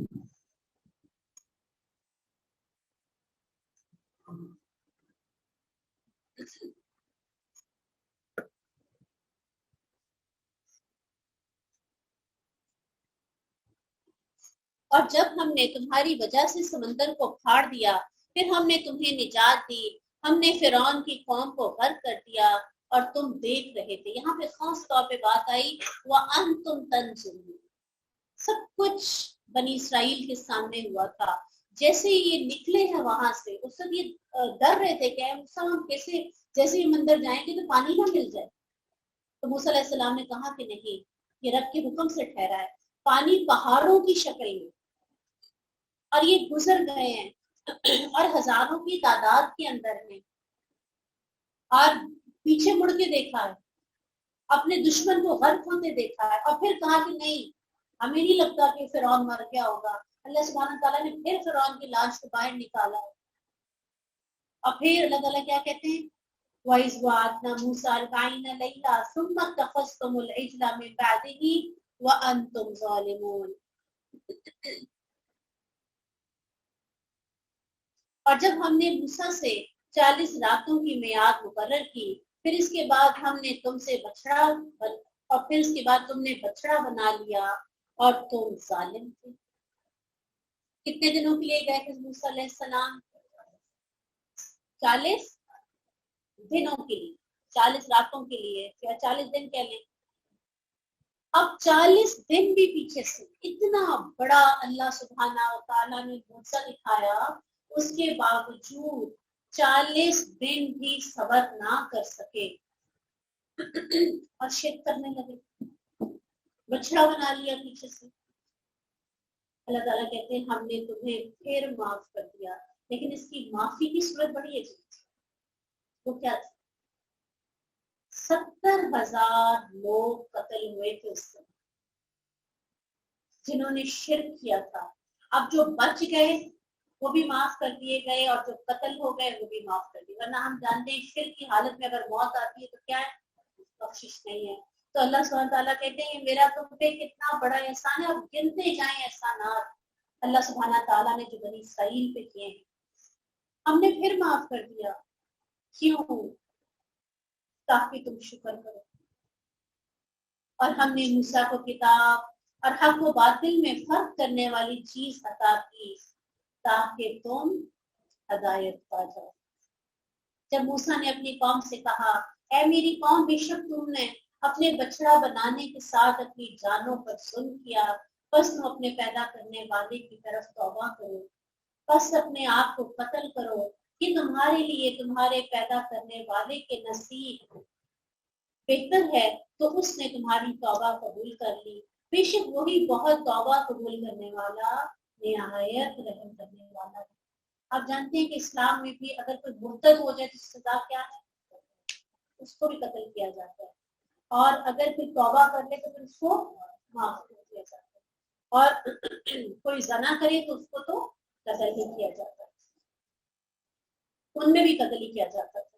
اور جب تم نے کہا اے موسیٰ ہم ہرگز تیرا یقین نہ کریں گے یہاں تک کہ ہم اللہ کو کھلا نہ دیکھیں، 70 لوگوں نے اتنی بڑی نافرمانی اللہ سبحانہ تعالیٰ کی کر دی، اس کے باوجود اللہ سبحانہ تعالیٰ نے پھر بلا لیا آ جاؤ، تو تمہیں کڑک نے پکڑ لیا اور تم دیکھ رہے ہو۔ بار بار دیکھیں انتم تنظرون، کتنی بڑی بڑی نشانیاں اس امت کو دکھائی گئی۔ ثم بعثناکم من بعد موتکم لعلکم تشکرون، پھر ہم نے تمہیں تمہارے مرنے کے بعد زندہ کیا تاکہ تم شکر کرو۔ اب کیا ہوا؟ دیکھ سکتے تھے اللہ سبحانہ تعالیٰ کو؟ نہیں دیکھ سکتے تھے، تاب ہی نہ لا سکے، ایک تجلی اللہ سبحانہ تعالیٰ نے صرف پہاڑ پر کی اور یہ سب کے سب مر گئے خوف کی وجہ سے۔ اب کیا تھا؟ حضرت موسیٰ نے دعا کی لو شئت اہلکتہم من قبل وإیایا، اے میرے رب اگر تو چاہتا تو اس سے پہلے ہی ان کو مار دیتا اور مجھے بھی، یعنی اب میں جا کے قوم کو کیا منہ دکھاؤں گا؟ سردار ہے، 70 ہیں، تو ایک نہیں مرا، کیا بتاؤں گا میں جا کے؟ اللہ سبحانہ تعالیٰ نے مرنے کے بعد زندہ کر دیا۔ اور دیکھیے کسی اور حضرت عیسیٰ علیہ السلام کے بارے میں آتا مردوں کو زندہ کرتے تھے، اور قرآن میں جو واقعات مختلف طرح کے یہاں پہ آ رہے ہیں یہ تو حیران کن۔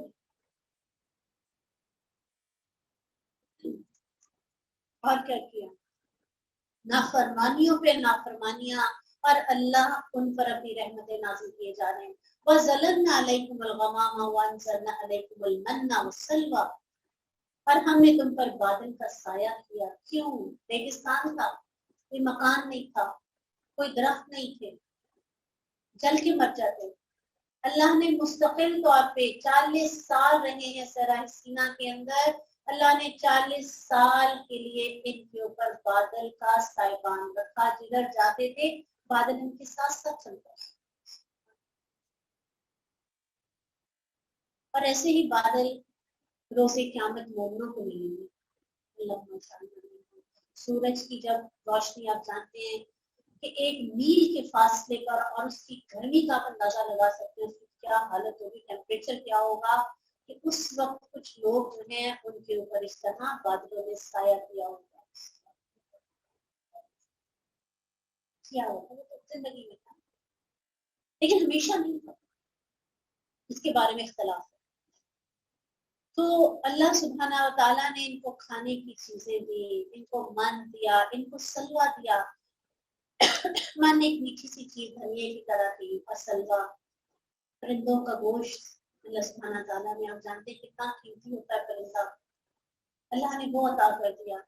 اس کا شکار کرنا اتنی زیادہ کثرت سے ہوتا ہے کہ اس کا شکار کرنا ان کے لیے آسان ہو گیا۔ بعض لوگوں میں تو ہوتا ہے کہ سو کے اٹھتے تو بھنے میں پڑے ہوتے تھے، واللہ عالم۔ کلوا من طیبات ما رزقناکم، کھاؤ پیو اس میں سے جو پاکیزہ ہم نے تمہیں دیا ہے۔ آج کیا کر رہے ہو؟ پاکیزہ کا تو کوئی کانسیپٹ ہی نہیں رہ گیا۔ اور انہوں نے ہم پر ظلم نہیں کیا، لیکن وہ اپنے آپ پر ظلم کیا کرتے تھے۔ اور جب ہم نے کہا اس بستی میں داخل ہو جاؤ، بس اس میں سے کھلا کھاؤ جہاں چاہو، اور دروازے میں سجدہ کرتے ہوئے داخل ہو جاؤ۔ اب اچھا یہاں نہیں رہنا چاہتے، بستی موجود ہے، اور اس دور کا تو بہت ہی زیادہ سرسبز علاقہ، بہترین، کہتے ہیں دودھ کی نہریں بہتی تھی، مطلب ایک مثال دی جاتی ہے کتنا وہاں پہ فراوانی ہوگی، جانوروں کی تھی، رزق بہت تھا، پھل تھے، ہر لحاظ سے وہ ایک بہت خوبصورت شاداب علاقہ تھا۔ وہاں چلے جاؤ، لیکن کیا کرنا ہے؟ صرف یہ کرنا ہے کہ جب دروازے میں داخل ہو تو سجدہ کرتے ہوئے داخل ہونا اور کہنا کہ ہمیں بخش دو۔ حتیٰ تم کہو گے تو کیا ہوگا؟ نغفر لکم خطایاکم، بس زبان سے اتنا سا ادا کر دو، ہر نعمت تمہیں ملنے والی ہے، تھک گئے ہو ریگستانوں میں رہتے رہتے، بس نزید المحسنین، اور ہم نیکی کرنے والوں کو جلد ہی زیادہ دیں گے۔ لیکن انہوں نے کیا کیا؟ انہوں نے کہا کہ نہیں، ہم یہ بھی نہیں کر سکتے۔ اب یہاں پہ زیادہ ڈیٹیل نہیں آ رہی، دوسری جگہ پہ انہوں نے کہا کہ ہم تو یہاں بیٹھے ہیں، تم جاؤ، تمہارا رب جائے موسیٰ، ہم تو یہاں بیٹھے ہیں، جب فتح حاصل ہو جائے گی تو ہم چلے جائیں۔ بڑی ٹھیک ہے۔ اور اللہ سبحانہ تعالیٰ کا انداز دیکھیں، یاد کرو اے یعقوب کے بیٹو، کتنا خوبصورت انداز۔ حضرت موسیٰ علیہ السلام وہیں فوت ہوئے، اسی صحرا کے اندر۔ انہوں نے بات نہیں مانی تو اللہ تعالیٰ نے بھی مؤخر کر دیا، وہیں پھرتے رہے، جہاں سے چلتے تھے صبح پھر وہیں پہنچے ہوتے تھے۔ اللہ نے پھر ان کو سزا دی۔ وہ جو پہلی ان کی نسل تھی وہ مر کھپ گئی، اگلی نسل جو پیدا ہی ریگستانوں میں ہوئی تھی، سختی دیکھی، اس کی پرورش ہوئی اس جگہ پہ، تو وہ پھر بہتر تھے اس قوم۔ حضرت موسیٰ علیہ السلام فوت ہو گیا۔ دیکھیں کہ ایک نبی کتنی بڑی قربانی دے رہے ہیں اپنی قوم کی خاطر، ساری زندگی ان کی ریگستانوں میں بھاگتے دوڑتے گزرتی، کوئی ایک بات مان کے نہیں دی۔ یوشع بن نون جو ان کے غلام تھے، ہم جانتے ہیں، اور بعد میں ان کو نبوت بھی مل گئی تھی، ان کے دور میں پھر ان کے ساتھ مل کر ان کو فتح حاصل ہوئی تھی۔ اور کیا کہنا تھا؟ فتح سمجھے کہ جیسے پلیٹ میں، جیسے فتح مکہ ہوئی تھی نا، پلیٹ میں رکھ کے اللہ سبحانہ تعالیٰ نے دی تھی، ایسا ہی معاملہ تھا۔ ایک دفعہ چلے جاتے تو فتح مل جانی تھی۔ اور پھر جیسا کہ رسول اللہ صلی اللہ علیہ وسلم فتح مکہ کے موقع پر 8 نفر شکرانے رسول اللہ صلی اللہ علیہ وسلم نے وہاں جا کر ادا کیے تھے۔ ان کو ایسے نوافل ادا کرنے، صرف زبان سے اللہ ہمیں معاف کر دے یہ کہنے کا کہا جا رہا ہے، جو انہوں نے نہیں کیا۔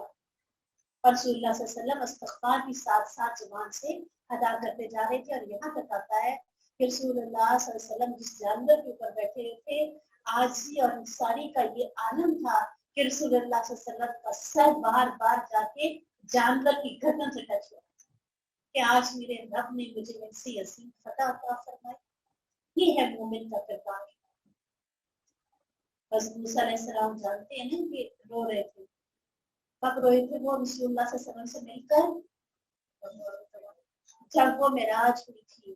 اور کیوں روئے تھے؟ کہ یہ مجھ سے بعد میں آئے اور ان کی اتنی امت جا رہی ہے جنت میں، اور میں پہلے آیا، اور اتنی اللہ نے ان کو موزے بھی عطا کیے، اس کے باوجود ٹھیک ہوں، انتہائی ٹھیک ہوں۔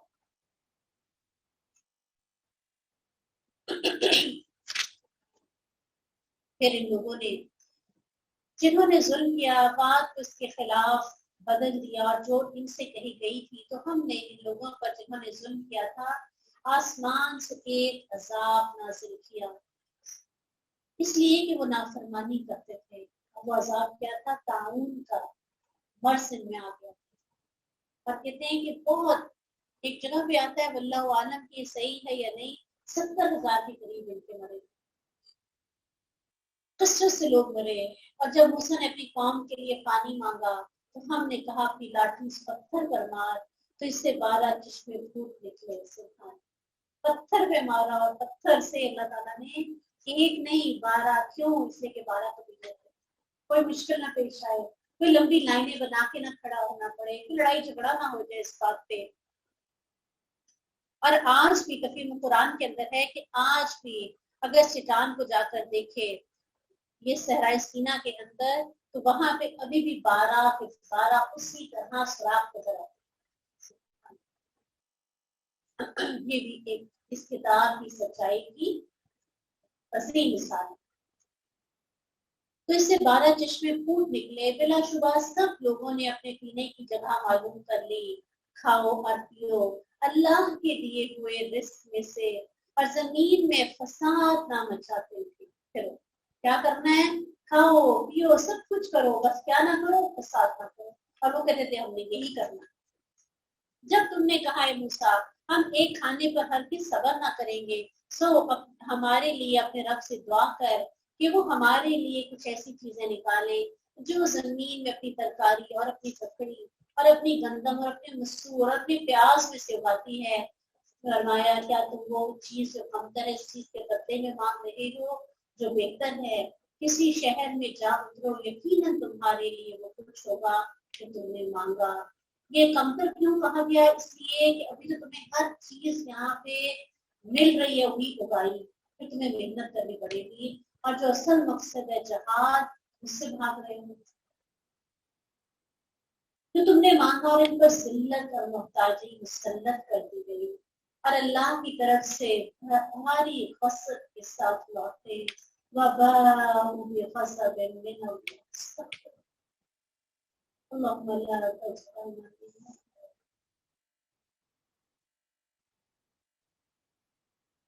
ذلك بأنهم كانوا يكفرون بآيات الله. یہ اس لیے کہ وہ اللہ کی آیات کے ساتھ کفر کرتے تھے. جو تم پر کتاب آئی تھی اس کا انکار. وَيَقْتُلُونَ النَّبِيِّينَ، انبیاء کو قتل کرتے تھے بغیر حق، بغیر حق کے.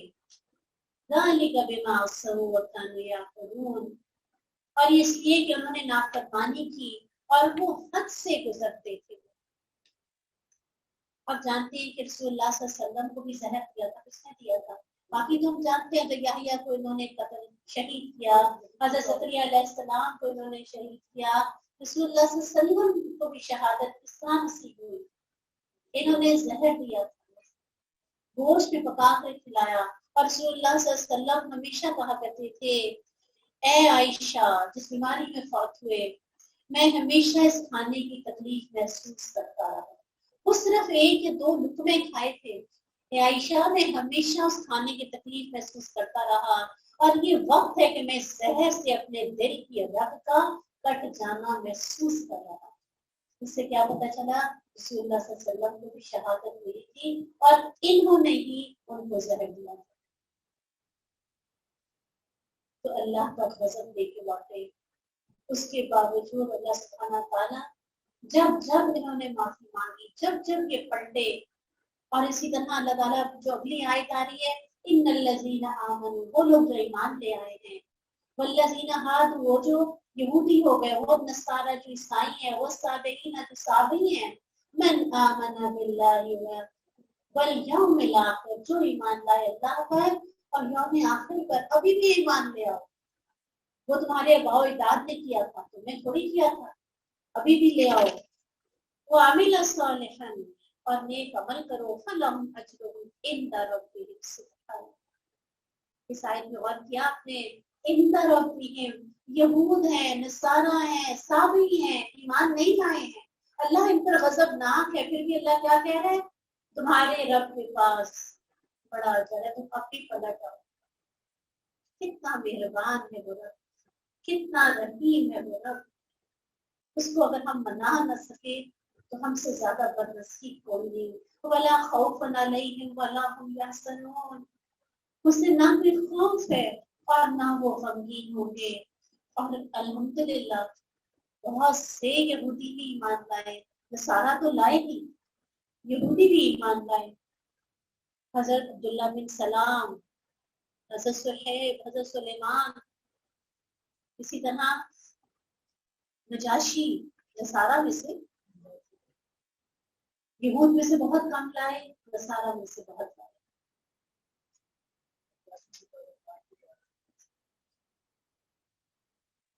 کبھی بھی ایمان لے آؤ، کوئی خوف نہیں، کوئی غم نہیں. وَإِذْ أَخَذْنَا مِيثَاقَكُمْ وَرَفَعْنَا فَوْقَكُمُ الطُّورَ، اور جب ہم نے تم سے پختہ عہد لیا اور تمہارے اوپر پہاڑ کو بلند کیا. کس کو؟ طور کو. پکڑو قوت کے ساتھ جو ہم نے تمہیں دیا اور جو اس میں ہے اسے یاد کرو تاکہ تم بچ جاؤ. سبحان اللہ. قرآن حاصل ہو رہا ہوتا تھا، صحابہ کرام خوشی سے نہال ہو رہے ہوتے تھے. جو قرآن کی آیت اترتی تھی رسول اللہ صلی اللہ علیہ وسلم کو حفظ کرتے تھے، ساتھ ساتھ صحابہ کرام بھی حفظ کرتے جاتے تھے. अपने सीनों में महफूज कर रहे थे। और इनका ये आलम है, जब किताब दे दी गई, ईमान नहीं ला रहे, तो उस वक्त वो भी दूर को इनके ऊपर मुअल्लक कर दिया। और फिर भी ईमान नहीं लाए, एक आंख ऊपर की तरफ और एक आंख नीचे की तरफ। ये आज भी इनकी इबादत का तरीका, कहीं हम पे देखना जाए, उससे भी सर नहीं झुकाया, एक आंख से देख रहे थे। हम नमाज पढ़ते तो कैसे खड़े होते हैं, दोनों आंख के नीचे।